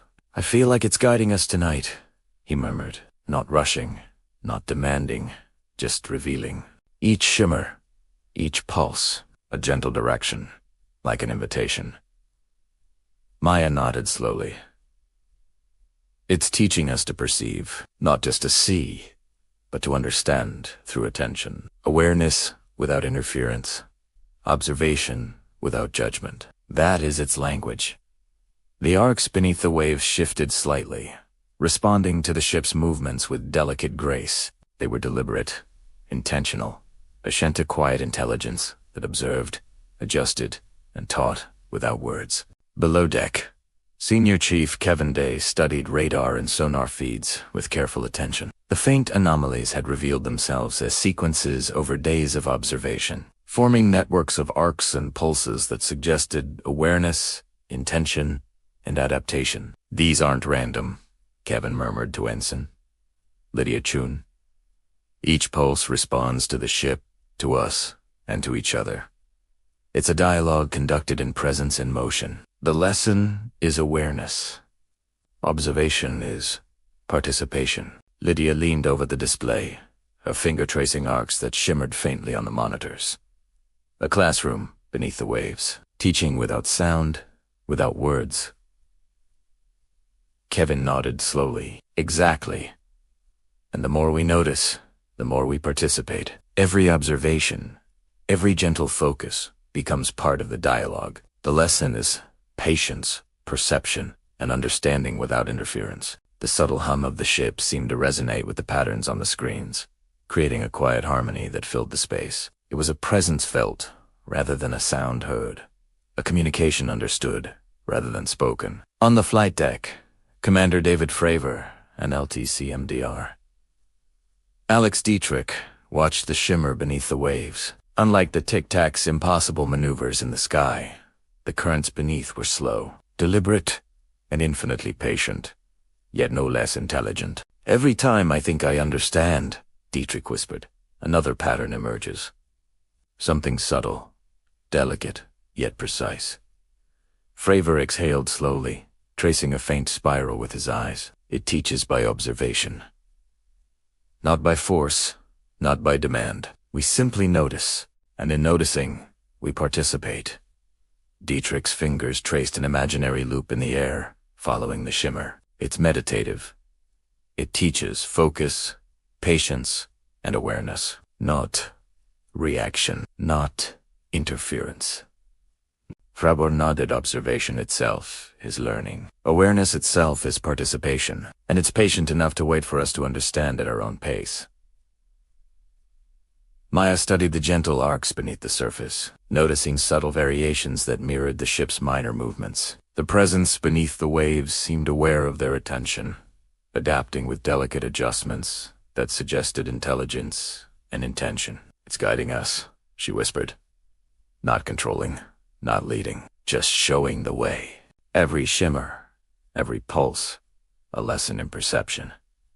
Ezra exhaled slowly, attuned to the rhythm beneath the waves. "And every time we notice, every time we focus, we participate. Awareness shapes the dialogue." Fravor and Dietrich joined them silently, drawn to the arcs of shimmering light beneath the surface. The patterns were conversational, deliberate yet infinitely patient, forming a silent curriculum for those who chose to observe. In the CIC, Kevin Day mapped the sequences with meticulous care. What had once seemed random anomalies now revealed themselves as a network, responding to observation and attention. "Look at this," he said softly to Lydia, pointing to the overlay of arcs and pulses. "Each sequence responds to the others, to the ship, and to our awareness. It's a silent language, written in present and motion." Lydia's eyes reflected the soft glow of the monitors. A hidden intelligence, teaching through observation. Kevin nodded slowly. "Yes, every time we notice, we participate. Not fully, perhaps, but enough to perceive intent, awareness, and rhythm. That is the gift. Awareness is the bridge. Observation is the medium." The subtle resonance of the ship, combined with the gentle movement of the currents, created a harmony that was not sound or sight alone, but a quiet, pervasive exchange between human and intelligence. As the night deepened, the shimmer beneath the waves formed increasingly complex sequences. Arcs and loops intertwined, delicate patterns that mirrored the ship's movement and the watcher's attention. Maya noticed faint spirals that anticipated each subtle adjustment, a choreography that was not imposed, but suggested a gentle guide through observation and understanding. "It's teaching us perception," she whispered. "Patience, awareness. The ability to see without changing, to understand without forcing." Ezra traced a faint loop with his eyes. A dialogue without words, a story told through rhythm, presence, and motion. And every time we notice, we become students, learning to perceive intelligence that doesn't need words. Fravor added softly, "It teaches humility too, awareness of something larger than ourselves. Patience, intelligence, and presence we cannot control." Dietrich nodded, her gaze fixed on the shimmer and respect. Observation as participation. Awareness as understanding. That is the lesson it imparts.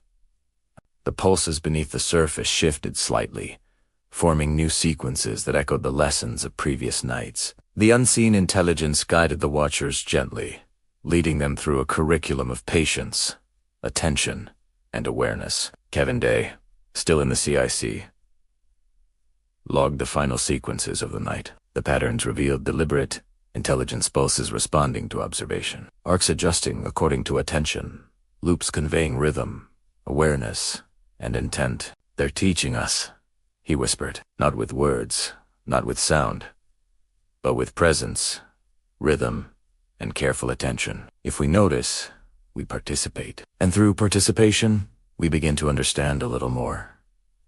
The USS Princeton rocked gently in the quiet ocean. Currents shifted beneath the surface, arcs of shimmering light tracing sequences that mirrored the watcher's focus. The Tic Tac. His kin remained unseen above the waves, yet the intelligence beneath continued its patient, silent exchange, watching, waiting, teaching. And for the humans aboard the USS Princeton, patient and observant, the lesson became clearer. Awareness was language. Observation was participation, and intelligence could communicate without words. The ocean had a story, and those willing to notice were beginning to read it, one subtle pulse at a time. As the first hints of sunrise painted the horizon, the currents promised new revelations, guiding the watchers deeper into the intelligence that pulsed beneath the waves. Chapter 19. Echoes of understanding. The horizon was a delicate wash of gold and violet as the first light of morning stretched across the Pacific. The USS Princeton moved quietly through the still waters, each gentle ripple reflecting the new day. Beneath the surface, faint arcs of shimmer pulsed and shifted, subtle yet deliberate, tracing movements that seemed alive, intelligent, and aware. Lieutenant Commander Maya Arden stood at the railing, eyes following the spirals and loops of light beneath the waves. Each shimmer seemed to hold meaning, each delicate pulse a whisper of something ancient, patient, and deeply observant. Over the past days, she had begun to notice a rhythm, a subtle flow that suggested intelligence, not just reaction, but understanding. Ezra Halley joined her, his gaze tracing the faint pulses. "It's as if it's waiting for us to catch on," he murmured. Each shimmer, each shift is deliberate, not demanding, not controlling, just guiding. Silent guidance, patient and persistent. Maya nodded, her eyes fixed on a pattern forming beneath the waves. "It's teaching us to see differently, to notice, to observe, and to understand without interference. Each pulse is a lesson, each loop a quiet invitation to awareness." The arcs beneath the water moved in intricate sequences, responding to the ship's course with subtle precision. They were deliberate, intelligent, yet patient, a quiet teacher whose lessons were given in motion rather than words. Below deck, Senior Chief Kevin Day studied radar and sonar feeds with careful attention. The anomalies that had once seemed isolated now revealed themselves as networks of subtle arcs and pulses, sequences that suggested awareness, intention, and adaptation. "These aren't random," Kevin murmured to Ensign Lydia Chun. "Each pulse responds to the ship, to us, and to each other. This is a silent language, a dialogue in motion. Observation is participation. Awareness is understanding." Lydia leaned closer to the displays, tracing arcs and loops that shimmered faintly on the monitors. "So it's teaching us without words, without sound, just by being and noticing." Kevin nodded slowly. "Exactly. Each time we notice, we participate. Awareness shapes the interaction. Observation is the medium. Patience is the lesson." The hum of the ship seemed to harmonize with the pulses beneath the surface, creating a quiet resonance that filled the space. It was not sound, not vision alone, but a presence, a dialogue that could only be understood through attention and reflection. On the flight deck, Commander David Fravor and LTCMDR Alex Dietrich watched the shimmer beneath the waves. Unlike the Tic Tac's abrupt, impossible maneuvers in the sky, the currents beneath were slow, deliberate, and infinitely patient, yet no less intelligent. "Every time I think I understand," Dietrich whispered, "another pattern emerges. Something subtle, delicate, but precise. Something alive in its patience." Fravor exhaled, following a faint spiral with his eyes. "It teaches without force, without demand. We simply notice, and in noticing, we participate. Observation itself is learning. Awareness itself is participation." Dietrich traced an arc in the air, as if trying to feel the motion of the currents. "It's meditative. Watching it teaches focus, patience, and awareness, not reaction, not interference." Fravor nodded, "And it waits. It's patient enough to let us catch up at our own pace, to understand at our own speed. That patience is part of the lesson." Maya leaned closer to the shimmer, noticing delicate arcs that mirrored the ship's subtle movements. The presence beneath the surface seemed aware of their attention, responding with adjustments that suggested intelligence, intent, and understanding. "It's guiding us," she whispered. "Not controlling, not directing, just showing the way. Every pulse, every shimmer, a lesson in perception and awareness." Ezra exhaled slowly, feeling the rhythm beneath the waves. "Every time we notice, every time we focus, we participate. Awareness is the bridge, observation the medium, and participation the understanding." Fravor and Dietrich joined them silently, drawn to the arcs of shimmering light beneath the surface. The patterns were delicate, deliberate.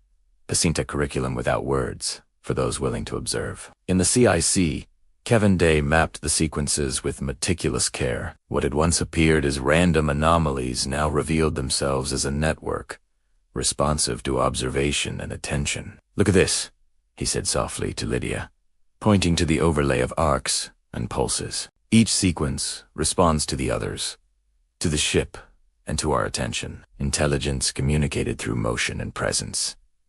Lydia's eyes reflected the soft glow of the monitors, a hidden language beneath the waves. "Teaching without words?" Kevin nodded. "Yes. And every time we notice, we participate. Not fully, perhaps, but enough to perceive intention, awareness, and rhythm. That is the gift.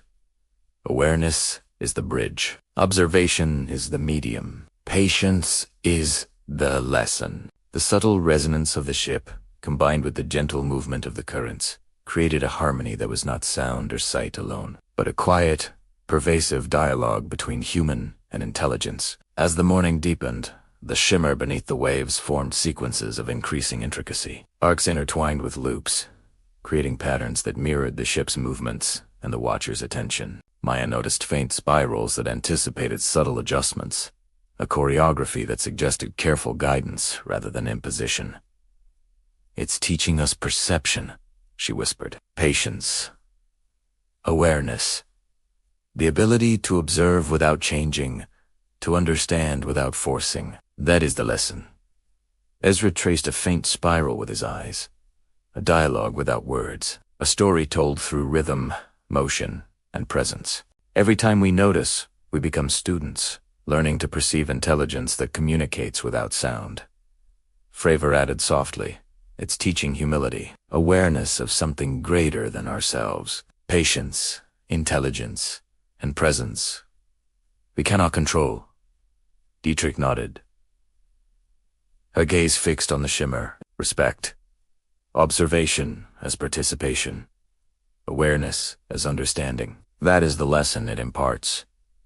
The pulses beneath the surface shifted subtly, forming new sequences that echoed previous lessons. The unseen intelligence guided the watchers, leading them through a curriculum of awareness, patience, and attention. Kevin Day, still in the CIC, logged the final sequences of the morning. The patterns revealed deliberate intelligence pulses responding to observation, arcs adjusting to attention, loops conveying rhythm, awareness, and intent. "They're teaching us," he whispered. "Not with words, not with sound, but with presence, rhythm, and patient attention. If we notice, we participate. Through participation, we understand a little more." The USS Princeton rocked gently in the quiet ocean. Currents shifted beneath the surface, arcs of shimmering light, tracing sequences that mirrored the watcher's focus. The Tic Tac its kindermend, unseen above the waves. Yet the intelligence beneath continued its silent exchange, watching, waiting, teaching. And for the humans aboard the USS Princeton, patient and observant, the lesson became clear. Awareness was language, observation was participation, and intelligence could communicate without words. The ocean had a story, and those willing to notice were beginning to read it, one subtle pulse at a time. As the sun climbed higher, the currents hinted at a deeper understanding, guiding the watchers toward the next revelation hidden beneath the waves. Chapter 20. The Threshold of Revelation. The morning sky was a soft expanse of gold and pink, stretching endlessly above the quiet Pacific. The USS Princeton glided through the still waters, its movement precise, measured, and deliberate. Beneath the surface, currents pulsed with quiet intelligence, arcs of shimmering light rising and falling with subtle grace. Each shimmer, each faint spiral, seemed to carry meaning, as if the ocean itself were whispering a story to those who were willing to listen. Lieutenant Commander Maya Arden stood at the railing, the warm breeze brushing her face, eyes tracing the intricate arcs beneath the waves. Over the days, she had come to recognize patterns, sequences, a rhythm that spoke of intelligence and awareness. And now, the subtle pulses seemed more deliberate, more purposeful-less. guiding the crew toward a deeper understanding. Ezra Hale joined her, his voice almost reverent. "It feels like we're approaching something," he said quietly. "Not danger, not even revelation in the usual sense, but an awareness. A threshold. The intelligence beneath the waves is showing us the way." Maya nodded slowly, following a delicate spiral of shimmer. "It's teaching us to see differently, to notice, to perceive without interference. Every pulse, every movement is a lesson in patience and awareness. And now, I think it's asking us to understand more, to reach further."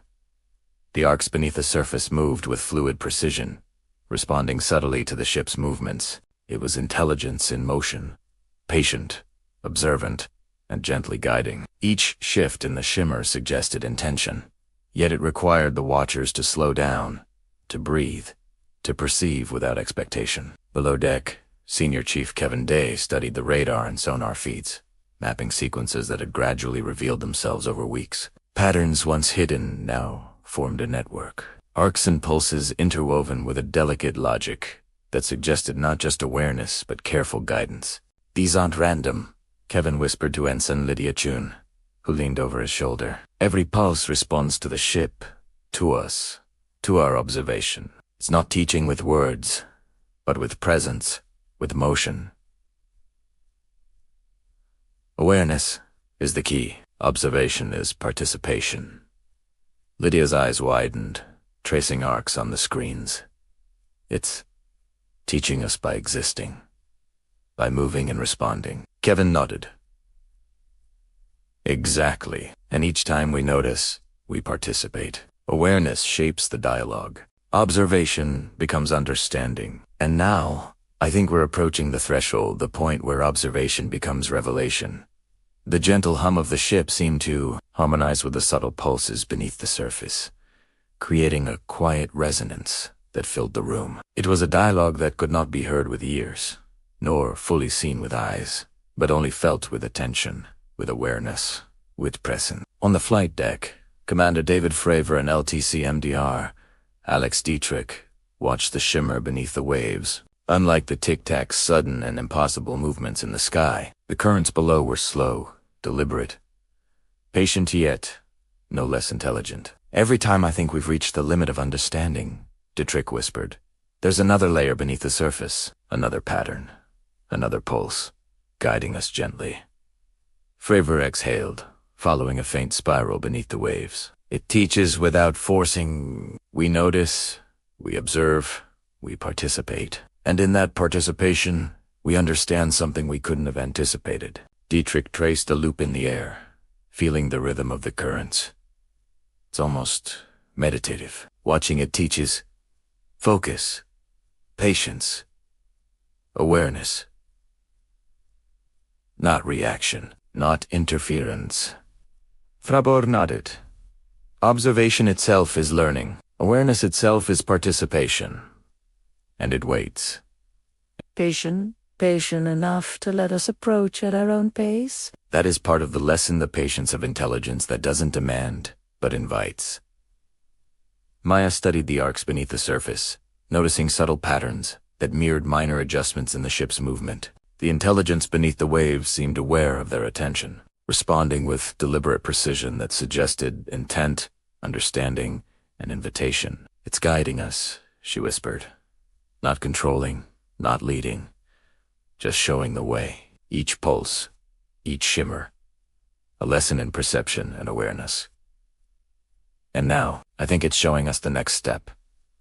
Ezra exhaled slowly, attuned to the rhythm beneath the waves. "Every time we notice, every time we focus, we participate. Awareness becomes understanding. Observation becomes revelation." Fravor and Dietrich joined them silently, drawn to the arcs of shimmering light beneath the waves. The patterns were patient, deliberate, a curriculum of awareness, attention, and perception, preparing the watchers for something deeper and awakening. In the CIC, Kevin Day mapped the sequences with meticulous care. What had once appeared as random anomalies now revealed themselves as a network, responding subtly to observation, attention, and patience. "Look at this," he said quietly to Lydia, pointing at the overlay of arcs and pulses. Each sequence responds to the others, to the ship, and to our awareness. It's intelligence communicating through motion and presence. And I think it's guiding us toward revelation. Lydia's eyes reflected the glow of the monitors, a hidden language beneath the waves, teaching without words, without sound, and leading us forward. Kevin nodded. Yes.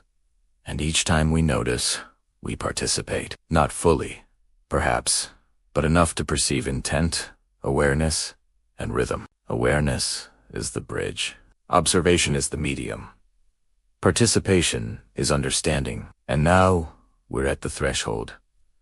The subtle resonance of the ship, combined with the gentle arcs of the currents, created a harmony that was not sound, not vision alone, but a quiet, pervasive exchange between human and intelligence. As the morning deepened, the shimmer beneath the waves wove increasingly intricate sequences, arcs intertwined with loops, forming delicate patterns that mirrored the ship's movements and the watcher's attention. Maya noticed spirals that seemed to anticipate each minor adjustment, guiding them forward with a gentle insistence. "It's teaching us perception," she whispered. "Patience, awareness, the ability to observe without changing, to understand without forcing. And now, it's showing the threshold, the point where observation becomes revelation."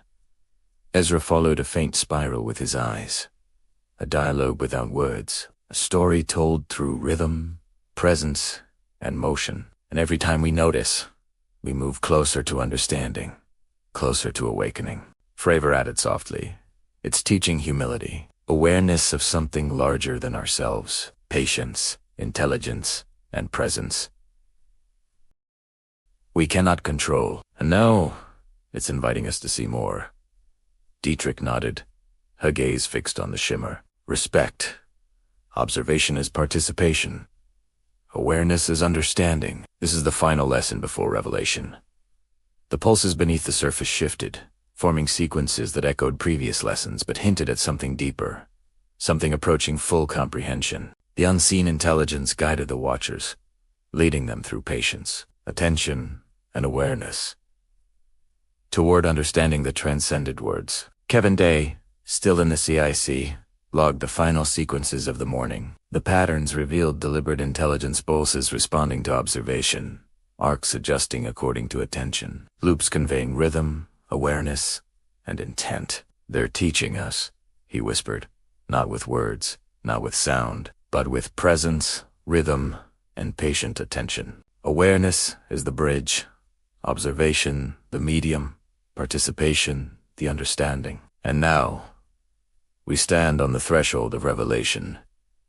The USS Princeton rocked gently, waves whispering against its hull. Currents shifted beneath the surface, arcs of shimmering light tracing sequences that mirrored the watcher's focus. The Tic Tac its kin remained, unseen above the waves. Yet the intelligence beneath continued its patient, silent exchange, watching, waiting, teaching, guiding. And for the humans aboard the USS Princeton, patient and observant, the lesson became undeniable.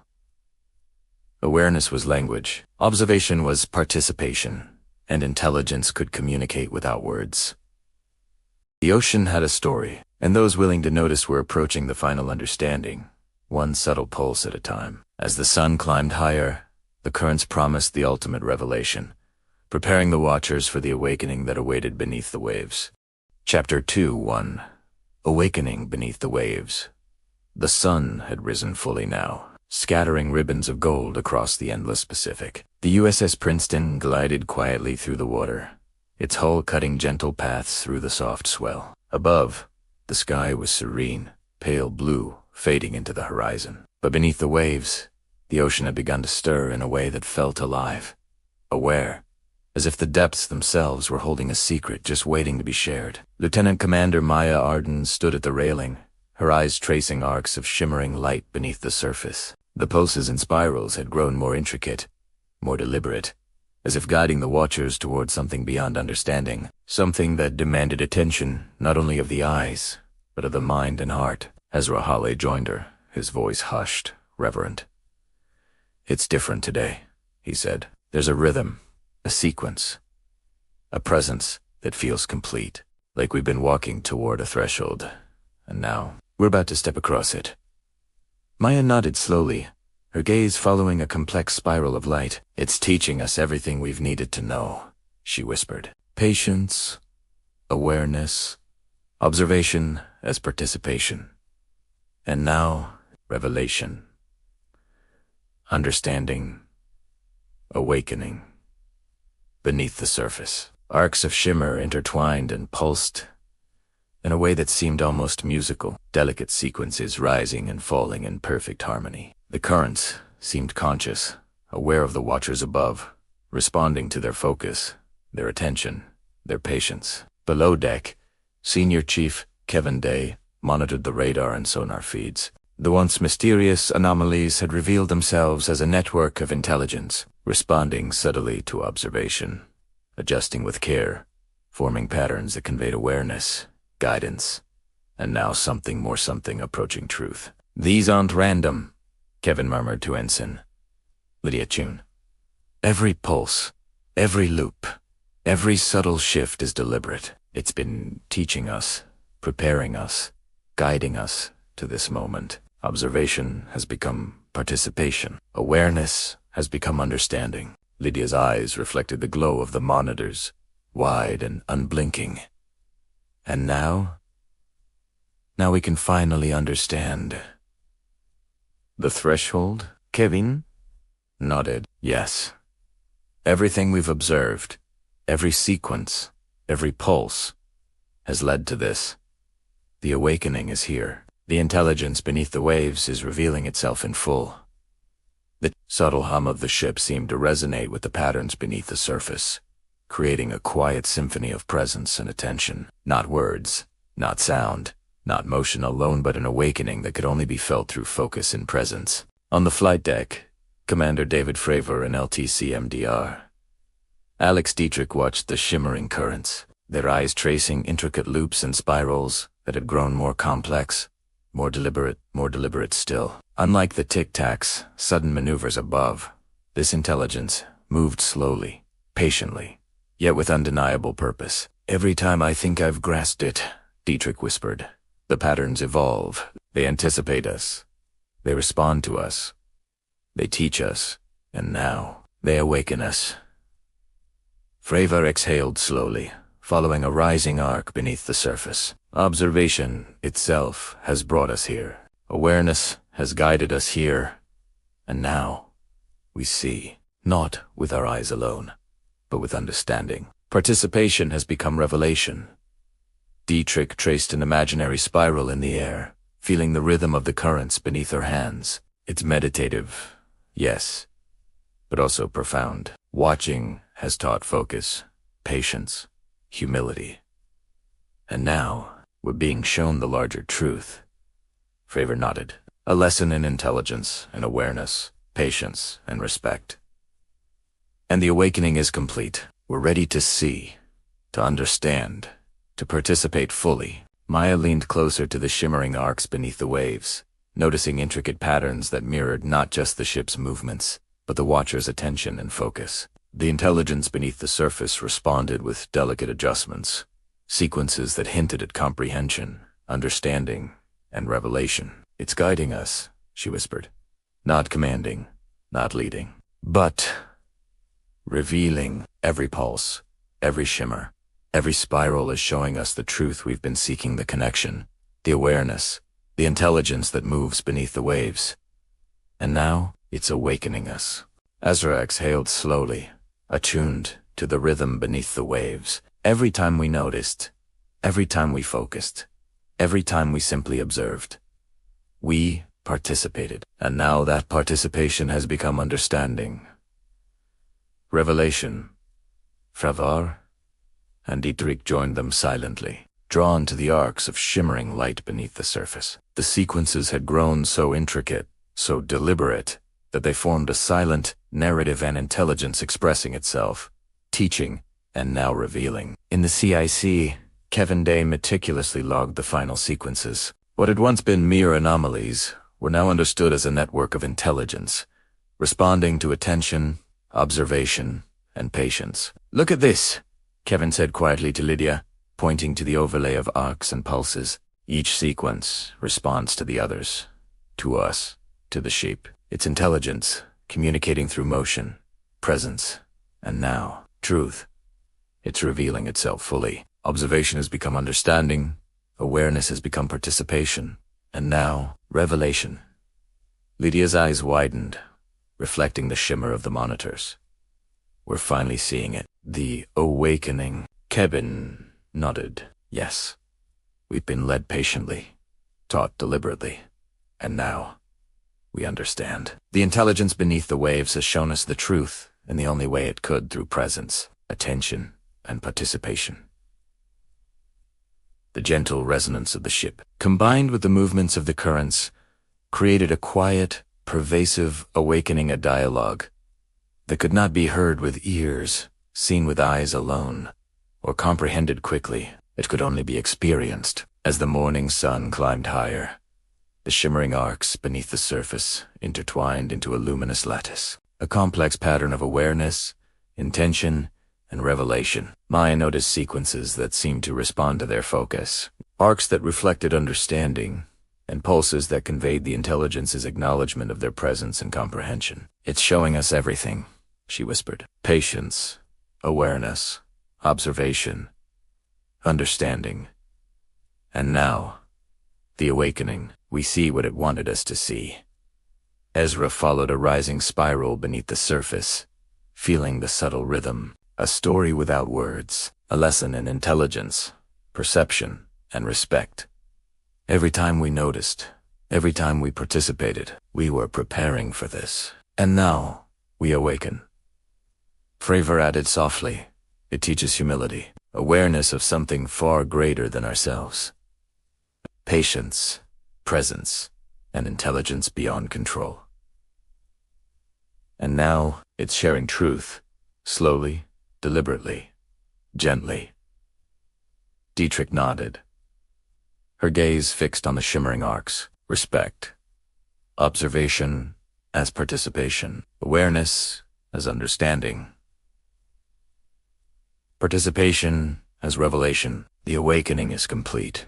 The pulses beneath the waves shifted once more, forming sequences that reflected all the lessons of the previous days. The intelligence, once silent and elusive, now revealed itself through motion, rhythm, and presence, watching, waiting, teaching, guiding, and finally, awakening those who had observed with patience, attention, and awareness. Kevin Day, still in the CIC, logged the final sequences. The patterns revealed deliberate, conscious intelligence pulses that responded to observation, arcs that adjusted according to attention, loops that conveyed awareness, guidance, and now revelation. "They've taught us everything they intended," he whispered. "Awareness is language.